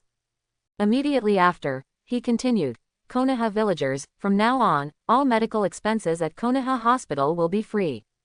The crowd below instantly erupted in even louder cheers. The news of free medical care excited the villagers beyond belief. Danzo paused, then added, to enjoy such benefits, you must also fulfill corresponding obligations. Next, the village will conduct a comprehensive and detailed population census and registration. This census will be divided by regional units: Southeast, Northwest, Northeast, Northwest, Southwest, Southeast. The village will be divided into 8 major regions to ensure the task proceeds without any omissions. Every villager must be verified to ensure their identity is correct and recorded. The primary objective is to prevent the infiltration of spies from other countries to the greatest extent possible. After speaking, Danzo's sharp gaze swept over everyone present. He had already seen some suspicious individuals trembling and looking greatly alarmed. Danzo smiled, paused for a moment, then spoke again. At the same time, Konoha's entry and exit screening system will be fully upgraded. All gatekeepers currently held by ordinary villagers will be abolished to prevent malicious individuals from infiltrating using transformation jutsu. Because merely recording names could easily be exploited by those with ill intentions. Therefore, Danzo specifically added an extra layer of security. Ninja with special abilities would guard the gates. If even they couldn't distinguish, how terrifying would the infiltrator be? After processing Danzo's series of new policies, the villagers below all understood and accepted them. Stricter policies could better guarantee their safety. Why should those with clear consciences fear inspections? As for the crucial gatekeeper positions, Danzo already had a decision in mind.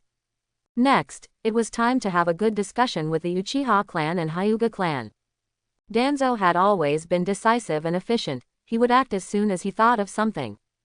After gradually dispersing the villagers from the central plaza, he immediately went to find Uchiha Kagami. Within the Uchiha clan, the position of clan head had not yet been finalized. However, due to his formidable strength and close ties with the Hokage, Kagami had a significant say within the clan. Even those old stubborn individuals who considered themselves to be of higher seniority would still seriously consider Kagami's suggestions and try their best to accept them. Overall, the Uchiha clan's current situation was quite good. Since Danzo became the third Hokage, he had gradually begun to abolish Tobirama's policies targeting the Uchiha. He started by reducing the number of surveillance personnel, and now he had eliminated surveillance and segregation altogether. This was entirely because Danzo knew that if he truly wanted the Uchiha to integrate into the Konoha family, the primary goal was to offer enough sincerity and trust.